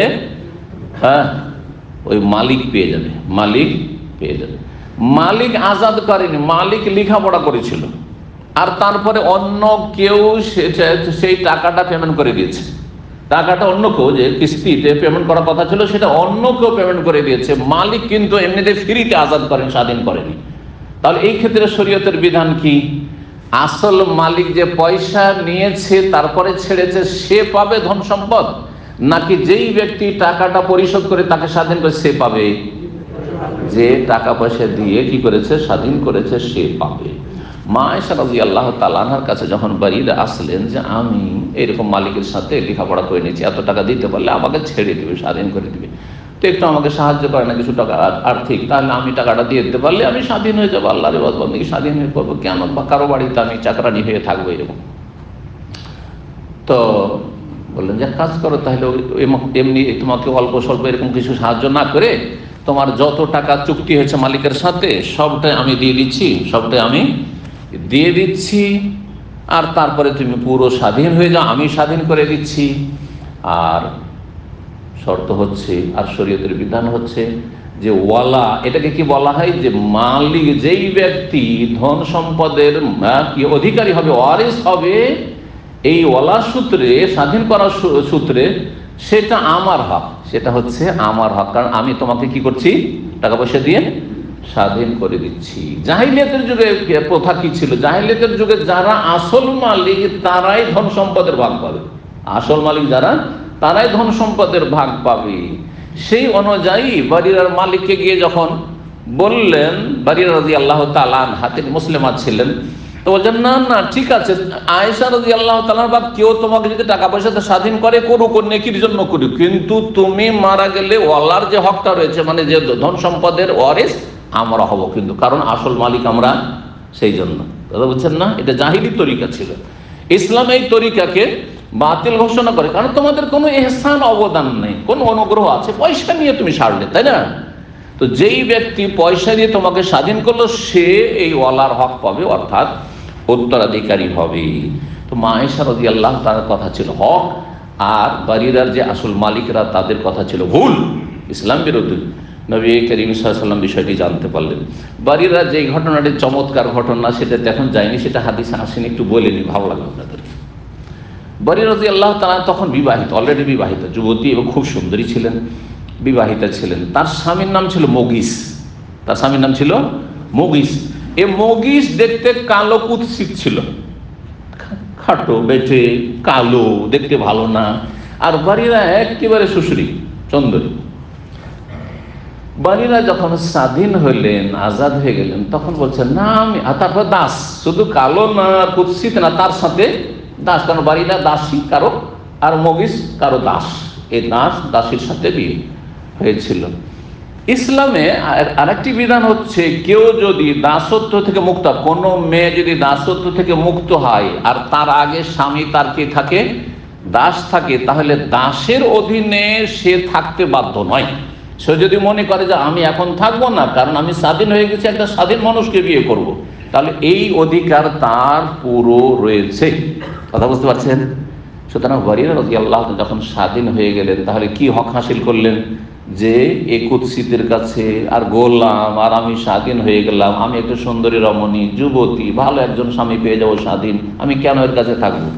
জি হ্যাঁ, যেহেতু আল্লাহ কে দিয়েছেন, ইখতিয়ার দিয়েছেন, তখন বলছে আমি থাকবো না তোমার কাছে। বাড়িরাকে এত ভালোবাসত মগিস, এত ভালোবাসত যে ও ছাড়বে না। বাড়িরা বাড়ি থেকে চলে এসছে, আর মগিস পিছনে পিছনে কান্না করছে, আর পিছনে পিছনে ছুটছে, বেচারা কান্না করছে। রাসূলুল্লাহ এই দৃশ্য দেখতে পেলেন, যে পিছনে পিছনে কাঁদছে আর আসছে মগিস, আর বাড়িরা বলছে আমি থাকবো না, আমি থাকবো না, চলে আসছে বেরিয়ে। জানতে পারলেন, জানার পরে বললেন যে কি ব্যাপার, ঘটনা এইরকম। তো রাসূলুল্লাহ বলেন যে বারীরা, তুমি যদি মগিসের কাছে ফিরে যেতে তো ভালোই হতো। মগিসের কাছে যদি থাকতে জায়েজ আছে, যদি মনে করো আমার স্বামী অযোগ্য দাস, তারপর আমি থাকবো তো জায়েজ আছে। তুমি যদি মগিসের কাছে থেকে যেতে তো ভালো হইতো। তখন বারীরা রাদিয়াল্লাহু কি বলেছিলেন? কার ঘটনা জানা আছে? কি বলেছিলেন জানেন না? বলেছিলেন যে ইয়া রাসূলুল্লাহ, আপনি এটা হুকুম করছেন না আমার কাছে সুপারিশ করছেন? হুকুম করছেন না সুপারিশ করছেন? হুকুম হইলে রাসূল সাল্লাল্লাহু আলাইহি ওয়াসাল্লামের হুকুম, সুতরাং মেনে নেওয়া ফরজ, তাহলে মেনে নেব সিন্নত করে। আর যদি বলেন আমি সুপারিশ করছি, তাহলে ইয়া রাসূলুল্লাহ আমি এটা পারছি না, কারণ আমি ওর রুচি হয় না ওর সাথে, আমি থাকবো না ওর সাথে, আমি ওর সাথে থাকবো না। তো নবী সাল্লাল্লাহু আলাইহি ওয়াসাল্লাম বলেন না না বাল আশফা, আমি সুপারিশ করছি, আমি হুকুম করি না। শরীয়তের কোনো হুকুম না, কারণ শরীয়ত আল্লাহ তোমাকে পুরো ইখতিয়ার স্বাধীনতা দিয়েছে আলাদা হয়ে যাওয়ার, তার থেকে জুদা হওয়ার বা তালাক নিয়ে নেওয়ার। তো তখন বারী রাদিয়াল্লাহু বলে ফালা ইয়াজান, তাহলে আমি এটা মানতে পারছি না, তাহলে এটা আমি করতে পারছি না। জি, বেচারা কান্না করতেই থাকলো। জি, তো অনেক সময় মহিলা পুরুষের জন্য কান্না করে, আর অনেক সময় পুরুষ মহিলার জন্য কান্না করে। এটা কোনো নতুন কথা নাই, খুব পুরাতন কথা হতে পারে। তো আল্লাহ হেফাজত করুন। আয়েশা রাদিয়াল্লাহু তাআলা বলেছেন, বারীরা আসলেন তাসালুফি কিতাবিদা, টাকা পয়সা সাহায্য চাওয়ার জন্য, যে আমি লেখাপড়া করেছি, তো টাকাটা যদি একটু সাহায্য করতেন তাহলে আমি পেমেন্ট করতে পারতাম। ফাকালা, তখন বললেন মা আয়েশা, ইন শি'তি আতাইতু আহলাকে, তুমি যদি চাও তো তোমার যে পরিবার রয়েছে, মানে মনিবরা রয়েছে, তাদেরকে আমি পুরো টাকাটা দিয়ে দেবো। ওয়ায়াকুনুল ওয়ালাউ লি, ওয়ালার অধিকার আমার থাকবে, কারণ শরীয়তের বিধান হচ্ছে যে আমি যেহেতু স্বাধীন করছি, আমার অনুগ্রহ তোমার ওপর, তোমার ধন সম্পদের ভাগ আমি পাবো, তোমার যেহেতু কেউ নেই। ওয়াকাল আহলুহা, কিন্তু বারীরার পরিবার মানে মনিবরা কি বললো, ইনশেতে আতাইতেহা মা বাকিয়া।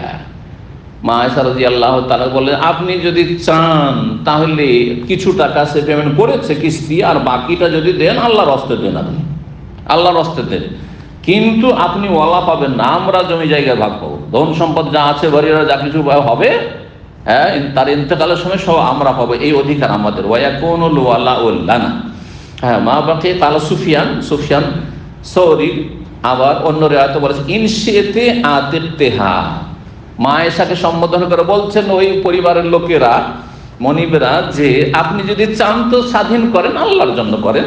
ওয়ায়াকুনুল ওয়ালাউ লানা, কিন্তু ওয়ালার হক আমাদের থাকবে। এটা তাদের অন্যায় দাবি দাওয়া ছিল। তখন নবী করিম সাল্লাল্লাহু আলাইহি ওয়াসাল্লাম, হ্যাঁ, ফালাম্মা জা রাসূলুল্লাহ সাল্লাল্লাহু আলাইহি ওয়াসাল্লাম, মা আয়েশা রাদিয়াল্লাহু তাআলা আনহার সাথে এতটুকু কথাবার্তা হইল, বারীরার যে পরিবার মানে মনিব, তার সাথে এরকম কথা হইল, তার মাঝেই রাসূলুল্লাহ সাল্লাল্লাহু আলাইহি ওয়াসাল্লাম বাড়িতে এসেছেন। তখন যাক্কারাতু যালিকা, এই বিষয়টি স্মরণ করিয়ে দিলেন বা আলোচনা করলেন, ইয়া রাসূলুল্লাহ, আমার কাছে বারীরা এরকম এসেছিল ঘটনা এই, আর বারীরা টাকাটা আমি পুরো দিতে চাইলাম, আর বললাম যে শরীয়তের বিধান হচ্ছে ওয়ালা আমি পাবো, কিন্তু তার মালিকরা বলছেন না, ওয়ালা তারা নিবে, আবার সব পয়সাও নিবে, এইরকম। নবী সাল্লাল্লাহু আলাইহি ওয়াসাল্লাম বললেন ইবতাইহা, মানে ইশতারিহা, তাকে খরিদ করে না, বা মানে বিক্রি করা, আর ইবতা বাবে ইফতিয়ালে গেলে মানে খরিদ করা। আরবি দেখেন, একভাবে গেলে একই শব্দ, বা ইয়াবিও মানে বিক্রি করা, আর ইবতাও মানে ক্রয় করা, খরিদ করা, কেনা। তো নবী সাল্লাল্লাহু আলাইহি ওয়াসাল্লাম বললেন তুমি খরিদ করে নাও, ফাতিকিহা, তাকে স্বাধীন করে দাও। ফাইনাল ওয়ালা লিমান আতাকা, শরীয়তের বিধান হচ্ছে ওয়ালার অধিকার ওর, যেই ব্যক্তি স্বাধীন করবে। তুমি স্বাধীন করছো, সুতরাং ওয়ালা তুমি পাবে, ওরা পাবে না। ওয়ালা বুঝেছেন তো? ওয়ালা কোনো ধন সম্পদের নাম, ওয়ালা হচ্ছে এমন একটি অধিকার, সেটি হচ্ছে স্বাধীন করার অনুগ্রহের কারণে এই অধিকার সাব্যস্ত হয়, যে অধিকারের ভিত্তিতে যেই ব্যক্তিকে স্বাধীন করা হয়েছে তার নিকটাত্মীয় ওয়ারিসিন না থাকলে সেই ব্যক্তি ইন্তেকালের সময়, বা ওই দাস দাসী যে ছিল তার ইন্তেকালের সময় কি হবে, যা কিছু ধন সম্পদ থাকবে তার সমস্ত সে পাবে। জি, এটা হচ্ছে ওয়ালার সম্পর্ক। জি, অভিভাবকত্বের সম্পর্ক বলা যেতে পারে এই ক্ষেত্রে। জি, সুম্মা কামা রাসূলুল্লাহ সাল্লাল্লাহু আলাইহি ওয়াসাল্লাম, তাহলে বিষয়টিকে ক্লিয়ার করতে হবে, কারণ মালিকরা তো অন্য বুঝা বসে আছে। নবী সাল্লাল্লাহু আলাইহি ওয়াসাল্লাম বলে তুমি কিনে নাও, তখন দেখা যাচ্ছে, কারণ আসল যেটা মানতে হবে শরীয়ত, মুসলিম। তো রাসূলুল্লাহ সাল্লাল্লাহু আলাইহি ওয়াসাল্লাম মেম্বারে দাঁড়ালেন। তার নবী সাল্লাল্লাহু আলাইহি ওয়াসাল্লাম যে কোনো প্রয়োজনে মেম্বারে উঠে উঁচা জায়গা থেকে বক্তব্য করতেন। এটি জুমারও খুতবা ছিল না, আর ঈদেরও খুতবা ছিল না, এমনি বক্তব্য ছিল। কালা সুফিয়ান মারাফা সাইদা রাসূলুল্লাহ, কোন জায়গায় কামা রয়েছে, কোন জায়গায় সাইদা রাসূলুল্লাহ। রাসূলুল্লাহ সাল্লাল্লাহু আলাইহি ওয়াসাল্লাম আরোহণ করলেন মেম্বার। ফাকাল মা বালু আকওয়ামিন, এইসব লোকের কি হয়ে গেছে, কিছু মানুষের কি যে হয়েছে, ইয়াশতারিতুনা শুরুতান, এমন এমন শর্ত লাগাই, লাইসা ফি কিতাবিল্লাহ, যেই শর্তগুলি আল্লাহর কিতাবে নেই। কোন ভঙ্গিমায় বলে রাসূলুল্লাহ সাল্লাল্লাহু আলাইহি ওয়াসাল্লাম, কিছু মানুষের কি যে হয়েছে তারা এরকমটা করে। কথা বোঝা গেছে? তার মানে নাম ধরলেন না, বিনা নামে যদি সংশোধন হয়, একটু আগে মাসলা বললাম না, বিনা নামে যদি সংশোধন হয় তাহলে নাম ধরার প্রয়োজন নেই, কারণ সেখানে মানহানির সম্ভাবনা বেশি রয়েছে, মানহানির সম্ভাবনা বেশি রয়েছে। কিন্তু জাতি বুঝছে না, নাম না ধরলে বুঝবেই না, মনে করছে যে কোন ওই অন্য দেশের কথা বলছে, অন্য বিষয়ের কথা বলছে। ও শিরিক নিয়ে যদি কেউ আলোচনা করে, একটা গুরুত্বপূর্ণ বিষয় বলি, শিরিক নিয়ে খালি শিরিক শিরিক শিরিক বেদাত, শিরিক বেদাত। কিন্তু আমাদের সমাজে যে সুফি ইজম বেদাত এবং সুফি ইজমের আকিদাতে শিরিক আছে, এই কথা না বললে মানুষ বুঝবে না। মানুষ আমাদের দেশের জাতি কি বুঝে, শিরিক মানে হিন্দুদের শিরিক, তাই না? ইহুদি খ্রিস্টানদের শিরিক, মুসলিম আবার শিরিক করে বেশি। মুসলিম মাজারে সিজদা করলে বলছে আল্লাহর কাজ করছে, আল্লাহর দ্বীনের কাজ হচ্ছে, ঠিক কিনা? তাহলে বলতে হয় যে মাজার পূজা শিরিক, মিলাদ করা বেদাত। যারা মিলাদ করে প্রয়োজনে নাম ধরতে হবে, প্রয়োজনে নাম ধরতে, কিন্তু যদি না প্রয়োজন হয় তাহলে নাম না ধরলে ভালো, কিন্তু প্রয়োজন হলে অবশ্যই অনেক সময় নাম ধরার প্রয়োজন রয়েছে। জি, নবী সাল্লাল্লাহু আলাইহি ওয়াসাল্লাম মুনাফিকদেরকে থেকে সতর্ক করেছেন, নাম ধরে ধরে সতর্ক করেছেন। হুযায়ফা রাদিয়াল্লাহু আনহু নাম ধরে ধরে জানিয়ে দিয়েছে মদিনায় এই লোকগুলো মুনাফিক।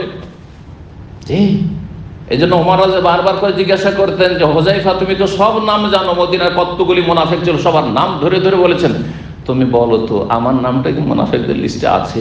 আল্লাহু আকবার। কত ভয় ছিল নেফাক মুনাফিকি বলে, যে আমি মুনাফিক হয়ে না মরি। ওই যে লিস্টটা তোমাকে রাসূলুল্লাহ সাল্লাল্লাহু আলাইহি ওয়াসাল্লাম বলেছেন, তার মধ্যে কি আমার নাম তুমি শুনেছো? বলছেন না, তোমার নাম নাই, তুমি চিন্তা করিও না। আল্লাহু আকবার। মা বালা কওমিন, তাহলে ধরেন কোন লোক আমাদের আলোচনা দার্সের সময় এসে ধরেন ওইদিকে ঘুমাচ্ছে, আর নামটা আমি জানি, নাম বলা জরুরি? এখানে জরুরি না, নাম বললে হ্যাঁ কষ্ট হবে, তারপরে হয়তো দিন শিখছিল ওইটুকু আসবে না, একটু এসে যে বসছিল। আর সুতরাং এমন কিছু লোক আছে ভাই আপনাদের মধ্যে, হ্যাঁ, যারা এখানে এসে ঘুমিয়ে থাকে অথবা এখানে এসে ই করে, ঝিমায়। এই যে ধরেন দু একজন ঝুমাচ্ছে, এখন ঝুমাই নাকি? আলহামদুলিল্লাহ, আজকে আলহামদুলিল্লাহ বুখারী দার্সে দেখছি মাশাআল্লাহ সমস্যা, আমি কিন্তু সব খবর রাখি। হ্যাঁ, যদি একজন দুইজনও ঝিমাই তো আমি বুঝতে পারি যে হ্যাঁ এই ঝিমাচ্ছে, তো ঝিমাচ্ছে, আপনি কেন ঘুমাচ্ছেন যদি বলি, তাহলে আর আসবে ও তো দিন শিখাতে বঞ্চিত হয়ে যাবে। আরে বাপরে, এই যে অপমান হইলাম, আকাশ থেকে আছাড় খেয়ে পড়লাম, আর জীবন আসবে, ঠিক না? কিন্তু ভাই কিছু লোকেরা কিন্তু আপনাদের মধ্যে ঝিমাচ্ছে, সতর্ক সাবধান হয়ে যাবে, যার মধ্যে দুর্বলতা আছে বুঝে গেছে, তাই না? জি হ্যাঁ, তো তাই করলেন নবী সাল্লাল্লাহু আলাইহি ওয়াসাল্লাম। কিছু লোক রয়েছে, মা বালু আকওয়ামিন, কিছু লোকের কি যে হয়েছে, ইয়াশতারিতুনা শুরুতান, এমন এমন শর্ত লাগে যেটি আল্লাহর কিতাবে নেই। মানিশ তারা তার শারতান, কেউ যদি এমন কোন শর্ত লাগায়, লাইসা ফি কিতাবিল্লাহ, যা আল্লাহর কিতাবে আল্লাহর বিধানে নেই, ফলে আল্লাহর কিতাব মানে শুধু কোরআন নাই, আল্লাহর বিধানে, কারণ ওয়ালার বিষয় তো কোরআনে নেই। তাহলে বোঝা গেল যে সবসময় কিতাবুল্লাহ মানে কোরআন নাই, কিতাবুল্লাহ মানে হুকমুল্লাহ, এখানে কিতাবুল্লাহ মানে হুকমুল্লাহ। জি, আল্লাহ রাব্বুল আলামিন সূরা তওবাতে বলেছেন 12 মাস সম্পর্কে, যেহেতু জিলহজ মাস চলছে, হারামের মাস। ইন্না ইদ্দাতাশ শুহুরি ইনদাল্লাহি 12 শাহরান ফি কিতাবিল্লাহ, ফি কিতাবে, আল্লাহর কিতাবে। আল্লাহর কিতাবে কোথাও মুহররম, সফর, রবিউল আউয়াল, রবিউল সানি আছে নাকি? কোথাও তো নেই। আছে কিসে আছে? আল্লাহর বিধানে আছে, আল্লাহর বিধানে আছে, আল্লাহর সৃষ্টিগত বিধানে আছে, তারপরে হাদিসে আছে। মুহররম থেকে জিলহজের নাম, কিন্তু কোরআনে কারীমে 12 মাস, তার মধ্যে 4টা হারাম, এতটুকু আছে, কিন্তু আল্লাহ বলছে ফি কিতাবিল্লাহ, এর বোঝা গেছে।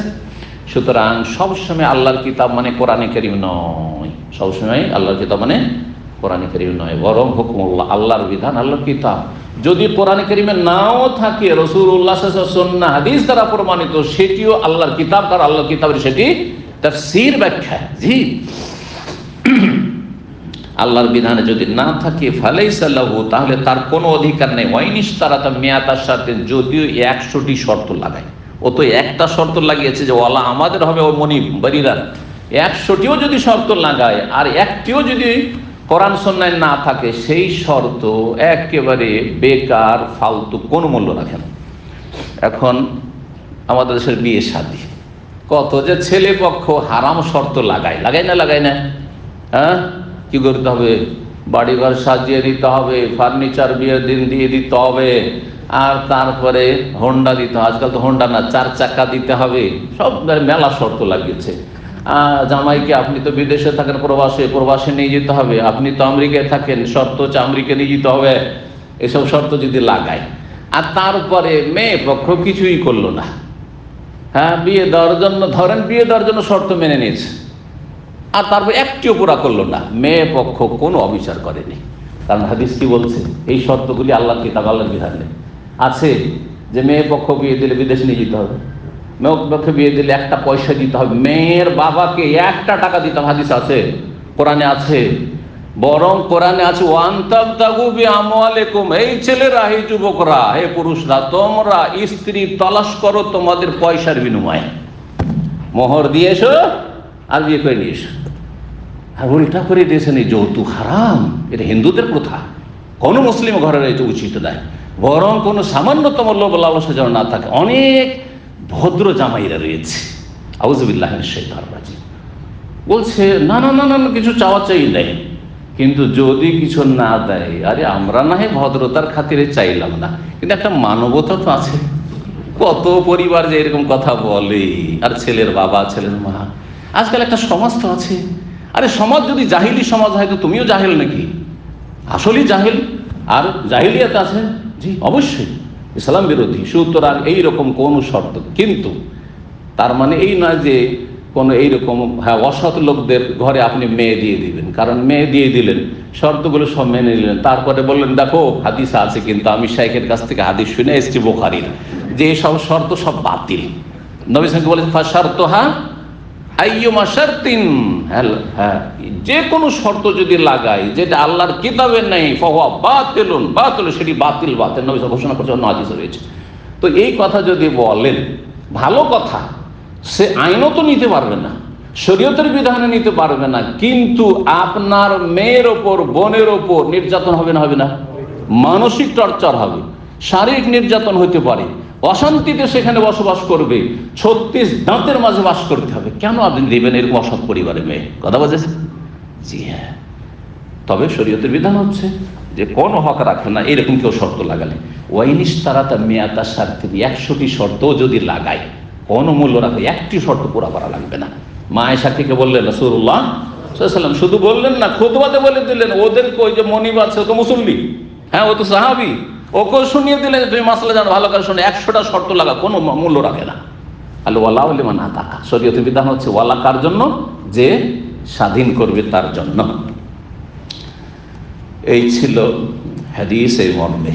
এখানে ইমাম বুখারী কি প্রমাণ করতে চেয়েছেন? অনেক মাসাইল এখান থেকে প্রমাণিত হয়েছে, উলামায়ে কেরামগণ, ভাষ্যকারগণ আলোচনা করেছেন, সেগুলি বলতে গেলে এক একটা হাদিসের বেশি পড়াইতে পারবো না, যার ফলে মধ্যম পন্থায় আমরা বুখারী দর্শ করছি, যাতে করে আমরা একটু এগিয়েও যেতে পারি, আর তার সাথে কিছু কিছু মাসাইল আমরা জানতে পারি। কিন্তু যত গভীরে যাবেন এই হাদিস থেকে, এই বারিরার হাদিস থেকে ইমাম হাফেজ ইবনে হাজার রাহমাতুল্লাহ আলাইহি 100-এর বেশি মাসাইল ইস্তেমাদ করেছেন, 100-এর বেশি মাসাইল ইস্তেমাদ করেছেন, অবাক হয়ে যাবেন আপনি।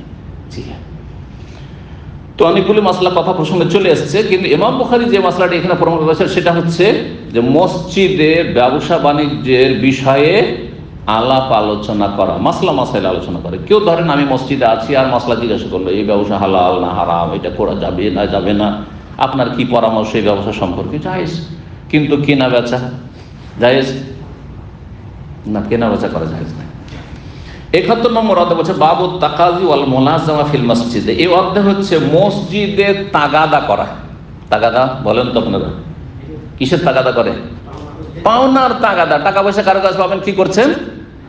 আমরা বলি তাগাদা বাংলায়, আর ওইটি আরবিতে হচ্ছে তাকাদা, তাকাদা। আর দদকে দদ পড়ে হোক বাস, সুতরাং জদটা কি হয়ে গেছে গিয়ে দ হয়ে গেছে, তো তাগাদা হয়ে গেছে, তাগাদার জায়গায় কি হয়ে গেছে, তাকাদা হয়ে গেছে। তাহলে বোঝা গেল যে তাগাদা শব্দটি বাংলাতে যে এসেছে সেটা আরবি শব্দ, মূলত কি সেটা কাপটা গ হয়ে গেছে, যেমন আগুল্লাক বলছে না, আগুল্লাক আকুলো, হ্যাঁ কুলকে গুল বলছে আরবরা, তো কাপকে গ বলা আর তার সাথে দদকে দদ বলা, তো দুটো মিলে কি হয়ে গেছে তাকাদা, তাকাদাটা কি হয়ে গেছে তাগাদা, তাগাদা হয়ে গেছে বাংলায়। তো এইরকম অনেক আরবি শব্দ কিন্তু বাংলায় ঢুকে আছে বা অন্য ভাষায় ঢুকে আছে, আমরা বিভিন্ন ভাষা না জানার কারণে বুঝতে পারি না, কিন্তু আসলে শব্দগুলি হয়তো অন্য ভাষা থেকে এসেছে। বাবু তাকাদি বা তাকাদা, তাকাদা থেকে তাকাদি মাস্তার, এ অর্থ হয়েছে তাগাদা করা সম্পর্কে। অল মোলাজমা ফিল মাসজিদ, মসজিদে কোন পাওনাদার ব্যক্তির পিছু করা, মোলাজমা টাকা ধরে রাখা। মসজিদে দেখা হয়েছে টাকা পাবেন দিচ্ছে না, এই ভাই মসজিদে টাকাটা দেন না, আপনার কাছে এতদিন টাকাটা পড়ে যাবে, টাকাটা দেন, সময় হয়ে গেছে টাকাটা দেন, ধার নিয়েছেন। মসজিদে বলা যাবে না, যাবে না, যাবে, সময় ভালো করে যাবে। ব্যবসা করা যাবে না, কিন্তু টাকা চাওয়া, ধার পাওনা যদি থাকে কারো কাছে, তো পাওনাদার যে টাকা পাবে সে টাকা চাইতে পারবে। শুধু তাই না, ধরতে পারবে টাকা দিয়ে যান মসজিদে, এটা বলতে পারবে, কিন্তু মারামারি শুরু করবে না, ঝগড়া শুরু করে, কারণ মসজিদ ঝগড়া করার জায়গা না, মসজিদ ঝগড়া করার জায়গা নয়। ভালো করে শুনুন। তো হাদিস 417 নম্বর বলছেন আব্দুল্লাহ বিন কাব বিন মালিক, তার পিতা কাব বিন মালিক রাদিয়াল্লাহু তাআলা আনহুম থেকে বর্ণিত, আন্নাহু তাকাদা ইবনে আবি হাদরাদিন, এই কাব বিন মালিক প্রখ্যাত সাহাবী টাকা পেতেন আব্দুল্লাহ ইবনে আবি হাদরাদের কাছে, আবু হাদরাদের ছেলে আব্দুল্লাহ কাছে, ইবনে আবি হাদরাদের কাছে। তিনি তাগাদা করলেন কার কাছে, ইবনু আবি হাদরাদের কাছে, কি দাইনান, একটা ঋণ পাওনা, কানা লাহু আলাইহি, যা তার ছিল ওর কাছে, ফিল মসজিদে, এই তাগাদা কোথায় করেছিলেন, মসজিদে। মসজিদে দেখা যাচ্ছে মসজিদে টাকাটা চেয়ে ফেলেছেন। ফারতাফাত আসওয়াতুহুমা, কিন্তু টাকা দিতে পারবো না এখন ভাই, পরে দেব। আরে কতদিন এরকম করে দেরি করবেন, দিয়ে উচ্চবাচ্য শুরু হয়ে গেছে, আওয়াজ কি হয়ে গেছে দুইজনের একটু উঁচা হয়ে গেছে কথা বলতে গিয়ে, তাদের দুইজনের আওয়াজ জোরে হয়ে গেছে, উচ্চ স্বরে তারা কথা বলা শুরু করেছেন। হাত্তা সামিআহুমা রাসূলুল্লাহ, এমনকি রাসূলুল্লাহ তাদের দুইজনের কথা শুনে ফেলেছেন নিজ কক্ষ থেকে, বাসায় ছিলেন না, সালাম পড়ে চলে গেছেন। ওয়া ফি বাইতি, সেই সময় তিনি তার কক্ষে বাড়িতে ছিলেন। ফাখারাজ, এইরকম ঝগড়া শুনে আওয়াজ জোরে কেন মসজিদে হচ্ছে, নবী সাল্লাল্লাহু আলাইহি ওয়াসাল্লাম বেরিয়ে এসেছেন। হাত্তা কাশাফা সিজফা হুজরাতিহি, তার কক্ষের যে দরজায় পর্দাটি লাগানো ছিল সেই পর্দাটা খুলে দেখছেন যে কে কি করছে, দেখি তো এরকম চিল্লাচ্ছে কেন। ফানাদা, তারপরে দেখছেন যে এই দুইজনকে, তখন ডাক দিয়ে উচ্চ স্বরে রাসূলুল্লাহ বললেন, ইয়া কাব, কাব কি ব্যাপার, তোমরা এরকম ঝগড়া কেন করছো? কালা লাব্বাইক ইয়া রাসূলুল্লাহ, হে আল্লাহ রাসূল হাজির আছে। লাব্বাইক ইয়া রাসূল, লাব্বাইক ইয়া রাসূলুল্লাহ, নবী সাল্লাল্লাহু আলাইহি ওয়াসাল্লামের জীবদ্দশায়ী নবী কে বলবেন যে হাজির আছে, কিন্তু এখন কি বলা যাবে? কেউ যদি লাব্বাইক ইয়া রাসূল, বেদাতিরা করে কিন্তু, মাজারপন্থী বেদাতিরা, হ্যাঁ লাব্বাইক ইয়া রাসূলুল্লাহ, এখন নবী সাল্লাল্লাহু আলাইহি ওয়াসাল্লামের অবমাননা হচ্ছে, আবেগে মহব্বতে লাব্বাইক ইয়া রাসূলুল্লাহ জায়েজ নয়, জায়েজ, শিরকি কথা এগুলো। নবীকে কেন ডাকবেন? লাব্বাইক আল্লাহুম্মা লাব্বাইক বলবেন, তালবিয়া, জি তাওহীদ, জি হজ তাওহীদ শেখানোর জন্য। আর এখানে নবী সাল্লাল্লাহু আলাইহি ওয়াসাল্লাম ইন্তেকালের পরে কোন সাহাবী আর কেউ লাব্বাইক ইয়া রাসূলুল্লাহ বলেননি, সুতরাং ইন্তেকালের পরে বলা যাবে। নবী সাল্লাল্লাহু আলাইহি ওয়াসাল্লামের সামনে জায়েজ, শুধু নবী সাল্লাল্লাহু আলাইহি ওয়াসাল্লাম না, আমরা যখন মাদ্রাসায় লেখাপড়া করেছি তখন আমাদের হাজিরা খাতাতে হাজিরা নিতেন ওস্তাদেরা, তো আমরা দুটো শব্দ ব্যবহার করতাম, ছাত্ররা দুটো শব্দ ব্যবহার করতাম, কি কি জানেন? একটি হচ্ছে হাজির আর আরেকটা হচ্ছে লাব্বাইক।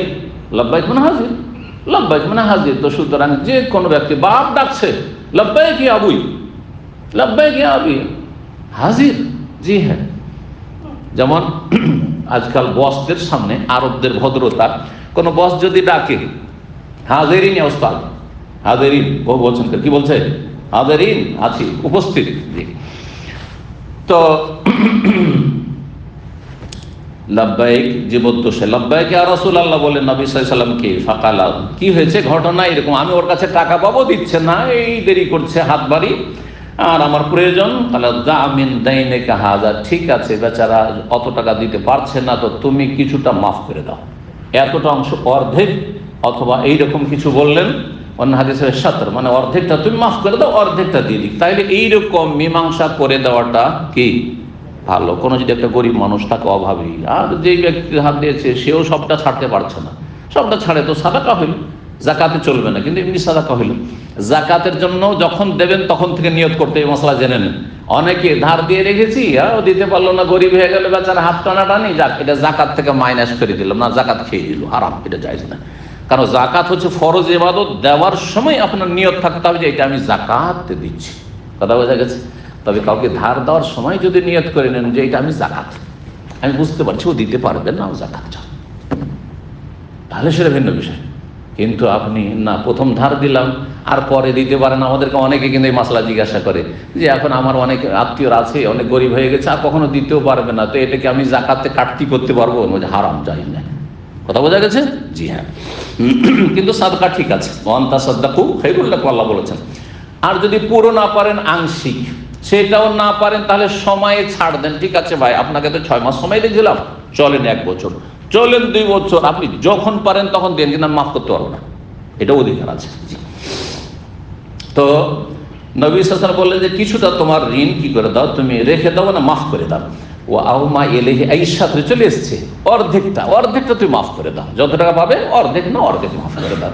নবী সাল্লাল্লাহু আলাইহি ওয়াসাল্লাম সুপারিশ করলেন, জায়েজ। কাল আল্লাহ কাদ ফালতু ইয়া রাসূলুল্লাহ, আল্লাহ করে দিলেন, ঠিক আছে, অর্ধেক মাফ, অর্ধেকটাই দিই। কালা কুম ইবনে আবি হাদরা বলে, যাও তুমি ফাকদাহি, এখনই পরিশোধ করো, পাও না তুমি আদায় করো। এই ছিল হাদিস। তাহলে বোঝা গেল যে মসজিদে কারো কাছে টাকা পয়সা পেলে তাগাদা করা যাবে, আর যখন এইটাকে তাগাদা করা যাবে তাহলে ও যদি পরিশোধ করে তাও মসজিদের মধ্যে দিতে পারে, এটা ব্যবসা নয়। ঋণটা পরিশোধ করেছে মসজিদে বসে, ভাই আপনি টাকাটা পেতেন, নিয়ে নেন, যাই এই না যে মসজিদের বাইরে চলেন, আর মসজিদে টাকা পয়সা বের করা যাবে না, এরকম বাড়াবাড়ি আবার আছে অনেকের। মসজিদে টাকা পয়সা বের করা যাবে না, মসজিদে ধার দেওয়া যাবে না, না ধার দেওয়া যাবে কিন্তু ব্যবসা করা যাবে না, কথা বুঝতে পেরেছেন। যেটা নিষেধ সেটা শুধু নিষেধ।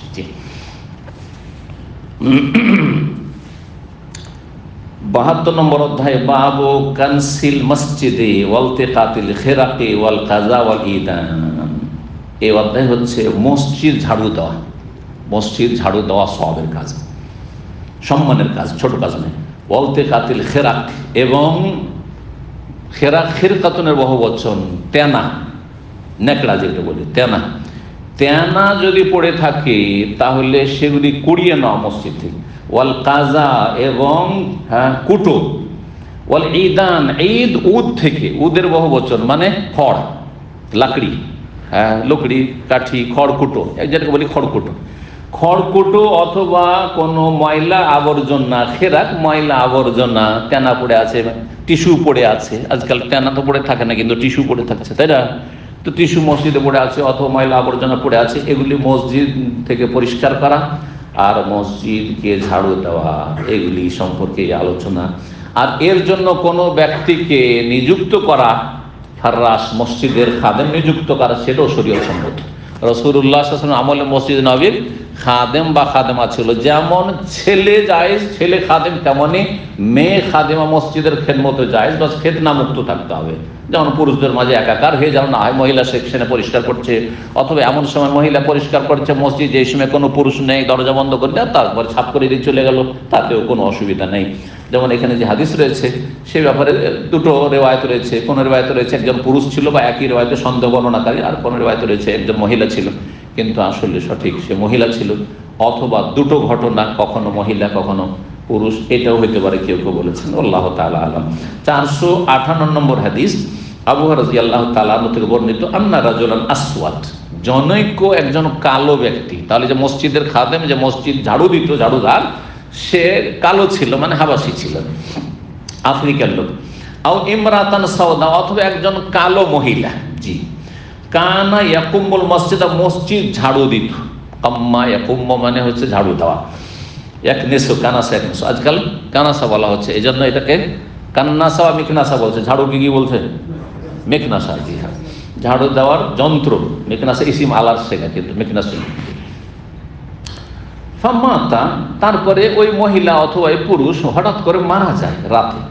নবী সাল্লাল্লাহু আলাইহি ওয়াসাল্লাম তার সম্পর্কে জিজ্ঞাসা, সকালবেলা দেখছে যে মসজিদের ওই যে কাজের মেয়েটা খাদেমা ছিল, যে ঝাড়ুদার দেখছি না কেন, কোথায় গেছে, অথবা সে পুরুষ ছিল। বললেন সাহাবীরা মাতা ফাকালু, মাতা ইন্তেকাল করেছে, আর রাত্রে আপনাকে জাগানোটা পছন্দ করেন, অন্য হাদিসে রয়েছে, এই জন্য আমরা কি করেছি, দাফন করে দিয়েছি আপনাকে না জানিয়ে, কি আর জানাবো। আর সাহাবীরা মনে করেছেন যে সাধারণ একটা ঝাড়ুদার মারা গেছে, এর জন্য নবী সাল্লাল্লাহু আলাইহি ওয়াসাল্লাম ঘুমিয়ে গেছেন, এসা পরে তাহাজ্জুদে উঠবেন, কি জন্য বাজা গাইতে যাবো, আমরাই জানাজা পড়ে নিই। কালা ফালা কুনতুম আযানতুমুনি বিহি, তোমরা আমাকে কেন জানাওনি। আল্লাহু আকবার। নবী সাল্লাল্লাহু আলাইহি ওয়াসাল্লামের কাছে ছোট বড় মাপকাঠি পেশা ছিল না, ছোট বড় মাপকাঠি পেশা ছিল। আলহামদুলিল্লাহ, আমার কাছে পেশা, আমার কাছে ছোট বড় মাপকাঠি না। এই জন্য আমার কাছে দিন শিখতে আসলে ডাক্তার, ইঞ্জিনিয়ার, আমার ক্লিনার ভাইয়েরা সব একসাথে আসতে হবে।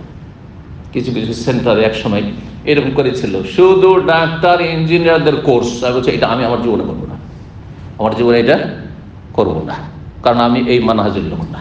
আমার কাছে সবাই সমান, আমার কাছে সবাই সমান, আমি করিনি। কিন্তু আমাদের কিছু ভাইরা করেছেন, আমি তাদেরকে বলেছিলাম ভাই এটা আমার দ্বারা সম্ভব না, আপনারা করেছেন করেন। কিন্তু ইঞ্জিনিয়ার ছাড়া অনেক আবেগী মানুষ, আগ্রহী মানুষ আগ্রহ নিয়ে গেছে দর্শে, বলছে যে না না না আপনাকে নেওয়া হবে না, কারণ আপনি ডাক্তারও না ইঞ্জিনিয়ার না। এটা কোন শরীয়ত হইল? ইমাম বুখারী রাহিমাহুল্লাহর সঙ্গে গল্প শুনে, ইমাম বুখারী রাহিমাহুল্লাহ যখন সহিহ বুখারী লিখে পুরো করলেন দীর্ঘ 16 বছরে, তখন আব্বাসী খলিফা হারুন রশিদের জামানা সম্ভবত ছিল। তিনি বললেন যে যদি ভুল হয় আল্লাহু আলাম, কোন একজন খলিফার জামানা আব্বাসী যুগ ছিল। তো তিনি বললেন যে আমার ছেলেরা তো জনগণের কাছে কি রাজার ছেলে, যেমন তেমন কথা। আজকাল সাধারণ এমপির ছেলেরা সাধারণ মানুষের সাথে মিশতে চায় না, তাই না? তো রাজার ছেলে, হ্যাঁ, যারা রাজপুত তারা কি করে এর সাথে বসবে সাধারণ জনগণের সাথে?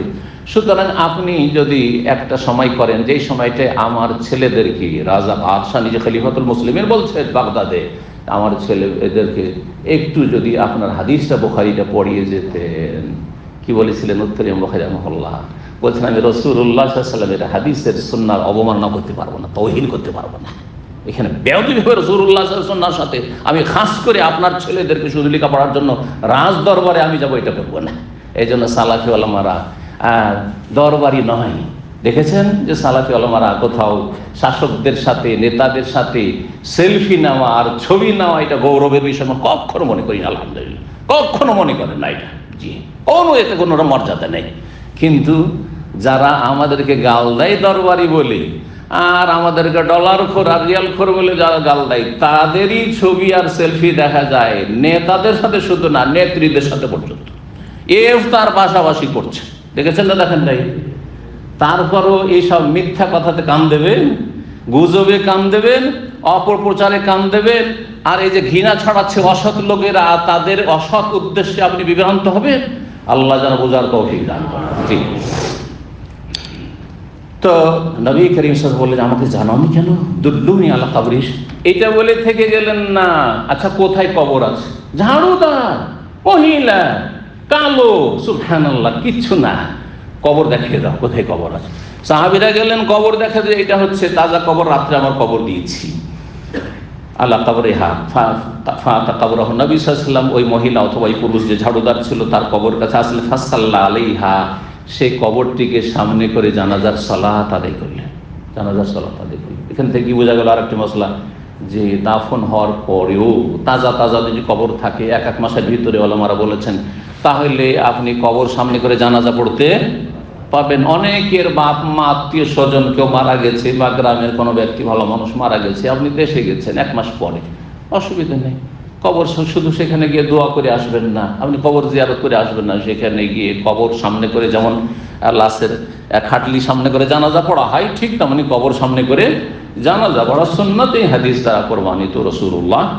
তবে ওলামারা বলেছে খুব পুরাতন কবরে নয়, খুব পুরাতন কবরে নয়, তাজা নতুন কবর রয়েছে, আর সেই কবরে যদি পড়েন জানাজা তাহলে কোনো অসুবিধা নেই। জি, বরং সুন্নাত এটি। 73 নম্বর অধ্যায় বলছেন বাবু তাহরিমে তিজারাতিল খামরি ফিল মসজিদে। এই অধ্যায় হচ্ছে মসজিদে মদ হারামের ঘোষণা করা। মদ হারাম এ কথা মসজিদে কি করা? এলান করা, জানানো, মদের আলোচনা। মদ কত খারাপ জিনিস, তাই না? কিন্তু মদের কথা মসজিদে বলা যাবে না। ওর চেয়ে বড় অপরাধ হচ্ছে শিরক, তো শিরকের কথা মসজিদে বলবেন না? হ্যাঁ, খুন করা, জেনা করা, অশ্লীলতার কথা, জেনা থেকে সতর্ক সাবধান করবেন না, মসজিদে উঠে না। আল্লাহর ঘর কি বলে আপনি জেনা মুখে নিয়ে আসছেন, চলবে নাকি? না। তো মসজিদে, বড় মসজিদে মেম্বারও যদি হয়, যেসব হারাম কিছু রয়েছে তার মধ্যে একটি হচ্ছে মদ, উম্মুল খাবা, এই সমস্ত নোংরামের হচ্ছে জট, সেসব হারামের ঘোষণা করা। জি, রাসূলুল্লাহ সাল্লাল্লাহু আলাইহি সাল্লাম এই ঘোষণা মসজিদে করেছিলেন। এই ক্ষেত্রে মা আয়েশা রাদিয়াল্লাহু তাআলা আনহা বর্ণিত 459 নম্বর হাদিস, ক্বালাত লাম্মা উনজিলাতিল আয়াতু ফি সূরাতিল বাকারা, যখন সূরা বাকারার বেশ কিছু আয়াত নাযিল হলো ফির রিবা, সুদের হারাম হওয়া সম্পর্কে, সুদ সম্পর্কে, আয়াত নম্বর 275 থেকে 280, 6টি আয়াত, 275 থেকে 280 পর্যন্ত সুদ সম্পর্কীয় আয়াত সূরা বাকারাতে রয়েছে, আর সূরা আলে ইমরানে একটি আয়াত রয়েছে। জি, তো এখানে রয়েছে আল্লাযীনা ইয়াকুলুনার রিবা লা ইয়াকুমুনা ইল্লা কামা ইয়াকুমুল্লাযী ইয়াতাখাব্বাতুহু শাইতানু মিনাল মাস যালিকা বিআন্নাহুম ক্বালু ইন্নামাল বাইউ মিসলুর রিবা ওয়া হাল্লাল্লাহুল বাই'a ওয়া হাররামার রিবা। তো এই আয়াত শুরু করে শেষ পর্যন্ত যে আয়াতগুলি রয়েছে, এই আয়াতগুলি যখন নাজিল হলো, খারাজান নবী ইলাল মসজিদে, নবী সাল্লাল্লাহু মসজিদে গেলেন। ওহী নাজিল হয়েছে, সুদ হারাম, তার আগে পর্যন্ত সুদ হারাম করা হয়নি। তাহলে সুদি কারবার অনেকেই করতেন। নবী সাল্লাল্লাহু চাচা আব্বাস রাদিয়াল্লাহু আনহু মক্কায় সুদের কারবার করতেন, কারবারই ছিলেন, বড় ব্যাপারী ছিলেন তিনি। তো মসজিদে আসলেন, আসা ফাকারাহুন্না আলান নাস, জনগণের সামনে এই আয়াতগুলি পড়ে শুনিয়ে দিলেন যে আল্লাহ সুদকে হারাম করেছে, সুদের জন্য কঠিন শাস্তি রেখেছেন। সুম্মা হাররামা তিজারাতাল খামরি, তারপরে মদের ব্যবসা যে হারাম, মদ খাওয়া তো হারাম কিন্তু মদের ব্যবসাও হারাম, এই কথার ঘোষণা রাসূলুল্লাহ সাল্লাল্লাহু আলাইহি ওয়াসাল্লাম এই সুদের আয়াতগুলি শোনানোর পরে বর্ণনা করলেন। এই ছিল হাদিস। তাহলে মসজিদে মদের আলোচনা করা, মদ থেকে সতর্ক করা, অথবা যে কোনো অপরাধ ক্রাইম সম্পর্কে সতর্ক করার প্রমাণ রাসূলুল্লাহ সাল্লাল্লাহু আলাইহি ওয়াসাল্লাম থেকে রয়েছে। আর একটি অধ্যায় দিয়ে শেষ করে বাবুল খাদাম লিল মসজিদ, মসজিদের খাদেম নিযুক্ত করা, মসজিদের খাদেম নিযুক্ত করা, মসজিদের খাদেম নিযুক্ত করা জায়েজ কিনা? এখন জায়েজ তো বলছে, দলিল দেন, তো দলিল দেন। তা দলিল নেওয়ার জন্য কি করতে হবে? কোরআনে কারীমের জ্ঞান থাকতে হবে, অথবা রাসূলুল্লাহ সাল্লাল্লাহু আলাইহি ওয়াসাল্লামের সুন্নাহ হাদিসের জ্ঞান থাকতে হবে। তো এটাই ফায়দা। তো এখানে দেখেন হাদিসে কি বলা হচ্ছে, বলছেন ওয়াকাল ইবনে আব্বাস, আব্দুল্লাহ বিন আব্বাস রাদিয়াল্লাহু তাআলা আনহু আয়াতের তাফসীরে বলেছেন সূরা আলে ইমরান আয়াত নম্বর 35। জি, ওয়াইদ কালাত ইমরাতু ইমরানা, ইমরানের স্ত্রী যখন বলেছিল, স্মরণ করো, ইন্নী নাযারতু লাকা মা ফি বাতনি মুহাররারা, হে আল্লাহ, তোমার সন্তুষ্টির জন্য, তোমার উদ্দেশ্যে আমি আমার গর্ভে যেই সন্তান রয়েছে, গর্ভধারণ করেছি, সেটিকে মান্যত করলাম, তোমার ঘরের খাদেম হিসেবে আমি ছেড়ে দেবো। কোন ঘর উদ্দেশ্য করেছিলেন? যেহেতু বাস করতেন প্যালেস্টাইনে বাইতুল মুকাদ্দাসের কাছে, বাইতুল মুকাদ্দাসের খাদেম হিসাবে আমি আমার গর্ভে যা আছে যখন জন্মিবে এটাকে তোমার রাস্তায় ছেড়ে দেবো। আল্লাহ মসজিদের খেদমত করবে, বাইতুল মুকাদ্দাস বা মসজিদ আকসার খেদমত করবে। জি, তার নাম তাফসীর কিতাবেতে হান্না রয়েছে, নামে কোনো যায় আসে না, এর নাম হোক আর নাই হোক এক কথায়। ছিলেন তিনি কে? মারিয়াম আলাইহিস সালামের মা, ঈসা আলাইহিস সালামের নানি, ঈসা আলাইহিস সালামের নানি, ইমরাত ইমরান, ইমরানের স্ত্রী। তাহলে ইমরান নামটি কোরআনে এসেছে, ইমরানের স্ত্রী তিনি ছিলেন। আর ইমরান হচ্ছে তাহলে মারিয়ামের বাপের নাম, ঈসা আলাইহিস সালামের নানার নাম হচ্ছে ইমরান। কি বলেছিলেন? আল্লাহ তোমার জন্য মান্নত করছি, ফাতাকাব্বাল মিন্নি ইন্নাকা আনতাস সামিউল আলিম। ফালাম্মা ওয়াদাআতহা, যখন বাচ্চা প্রসব করলে, ভূমিষ্ঠ হইল, আরে মেয়ে হয়ে গেল, আমি তো মসজিদের খাদেম করব, আশা করেছিলাম ছেলের। অধিকাংশ মানুষের বড় আশা থাকে যে আমার কি হবে, ছেলে হবে। তো যদি আশা থাকে সেটা আপত্তিকর না, কিন্তু আশানুরূপ যদি না হয়, আশার বিপরীত হয়, তো মুখ কালো করা, মন ছোট করা, এটা হচ্ছে জাহেলিয়াত। খবরদার এটা না হয়। ছেলে হইলে মাশাআল্লাহ বন্ধু বান্ধব হলে নিয়ে চলে আসে 5 কিলো মিষ্টি ইসলাম সেন্টারে। আর যদি মেয়ে হয় তো চুপচাপ গোপনে রেখে দিয়েছে, কাউকে জানতেও দেয়নি। কথা বোঝা গেছে? হারাম। তাহলে আপনার অন্তর খারাপ, আল্লাহ জানছে, আল্লাহর বরকত দেবেন না। এই জন্য অন্তরটাকে উদার রাখে। আলহামদুলিল্লাহ, এই মেয়েতে যে আমার উপকার আছে সেটা আল্লাহ বেশি জানে, আমি জানি না। ওয়ালাইসা যাকারু কাল উনসা, আল্লাহ এই জন্য বলেছেন, আরে অনেক পুরুষ আছে, মেয়ের মতো নয়। মেয়ে কে ছিল? যে মেয়ে জন্ম নিয়েছিল মারিয়ামের মতো কয়জন পুরুষ আছে? আমরা কেউ না। মারিয়াম আলাইহিস সালামের মতো আমরা কেউ না। সুবহানাল্লাহ। আম্বিয়া রসুল ছাড়া মারিয়াম আলাইহিস সালামের পর্যায়ের মানুষ খুব কমই আছে। চিন্তা করেন তাহলে, আজকালকার জামানা তো নেই, সাহাবায়ে কেরামদের জামানাটা সেটা ভিন্ন কথা। তারপরও শ্রেষ্ঠত্ব ঈসা আলাইহিস সালামের মায়ের জন্য, জি, হাদিস দ্বারা প্রমাণিত। তো যখন এলো আল্লাহ রব্বিনি ওয়াদাতুহু উনসা, আল্লাহ মেয়ে সন্তান হলে কেমন করে মসজিদের খেদমতে দেবো, তারপর আল্লাহ রাস্তায় দিয়ে দিলেন। লম্বা ঘটনা রয়েছে। যাই হোক, তো এই হাদিস না এই আয়াত থেকে কি প্রমাণ করতে চাইলেন ইবনে আব্বাস রাদিয়াল্লাহু তাআলা দলিল হিসাবে বলছে, লিল মসজিদে ইয়াখদুমুহু নাযারাতু লাকা মা ফি বাতনি মুহাররারান, আমার পেটে আমার গর্ভে যে আছে সেটা আমি তোমার জন্য মান্যত করেছি, মুহাররার স্বাধীন করে দেব, মানে তোমার রাস্তায় ছেড়ে দেব। মুহাররার লিল মসজিদ, মসজিদের জন্য, ইয়াখদুম যে মসজিদের বাইতুল মুকাদ্দাসের খেদমত করবে। তাহলে মসজিদের খেদমতে ছেলে অথবা মেয়েকে দেওয়া জায়েজ রয়েছে, বরং নেকির কাজ, তবে মেয়ের ক্ষেত্রে যেন ফিতনা মুক্ত হয় অথবা নাবালিকা হয়। 460 নম্বর হাদিস, আবু হুরায়রা রাদিয়াল্লাহু তাআলা আনহু বর্ণিত। এই আগের হাদিসে ইন্না আমরাতান বা আন্না আমরাতান আও রাজুলান, একজন মহিলা, জনৈক মহিলা অথবা কোনো পুরুষ, কানা ইয়াকুন মসজিদে নববীর ঝাড়ু দিত। আর তারপরে একজন বর্ণনাকার ওয়ালা ওরাহু ইল্লা ইমরাতান, কিন্তু আমার মনে হচ্ছে সে ছেলে ছিল না, একজন মহিলা ছিল, সে পুরুষ ছিল না, একজন মহিলা ছিল। এটি বেশি শক্তিশালী। নবী সাল্লাল্লাহু আলাইহি ওয়াসাল্লাম সেই হাদিস বর্ণনা করলেন। আর আন্নাহু সাল্লা আলা কবরিহি, রাতে যেহেতু জানাজা হয়ে গেছিল, সকালে জানতে পেরে নবী সাল্লাল্লাহু আলাইহি ওয়াসাল্লাম কবর বললেন, কবরটা দেখিয়ে দাও। কবরটা দেখিয়ে দাও যে বললেন, এখান থেকে কি শিক্ষা পেলেন বলেন? নবী আলেমুল গায়ব না। যদি গায়ব জানতেন বেরেলবি আকীদা যে নবীরা আলেমুল গায়ব, তাহলে কি এরকম করাটা ঠিক? নবী সাল্লাল্লাহু আলাইহি ওয়াসাল্লাম জানছেন যে কোথায় কবর হয়েছে, জানছেন যে মারা গেছে, ও তখনই উঠে চলে আসবেন। আবার জানাওনি কেন বলবেন? আবার জানাওনি কেন এক বললেন? তাহলে না জানার কারণে জানতে পারেননি নবী সাল্লাল্লাহু আলাইহি ওয়াসাল্লাম যে মেয়েটি মহিলাটি মারা গেছে, আর তারপরে কবর হয়েছে ওটাও জানেন না যে কোথায় কবর হয়েছে, তাই না? সুবহানাল্লাহ। তারপরে নবীকে আলেমুল গায়ব হাজির নাজির। আল্লাহ হেদায়েত করবে সব গোমরা পথভ্রষ্টদেরকে। শিরকি, বড় শিরকি আকীদা, কুফরি আকীদা। তো আন্নাহু সাল্লা আলা কবরি, নবী সাল্লাল্লাহু আলাইহি ওয়াসাল্লাম তার কবরকে সামনে রেখে জানাজার সালাত আদায় করলেন। এখানে আজকের আলোচনা শেষ করছি। ওয়া সাল্লাল্লাহু আলা সাল্লাম নবিয়ানা মুহাম্মদ ওয়া আলা আলিহি ওয়া সাহবিহি আজমাইন।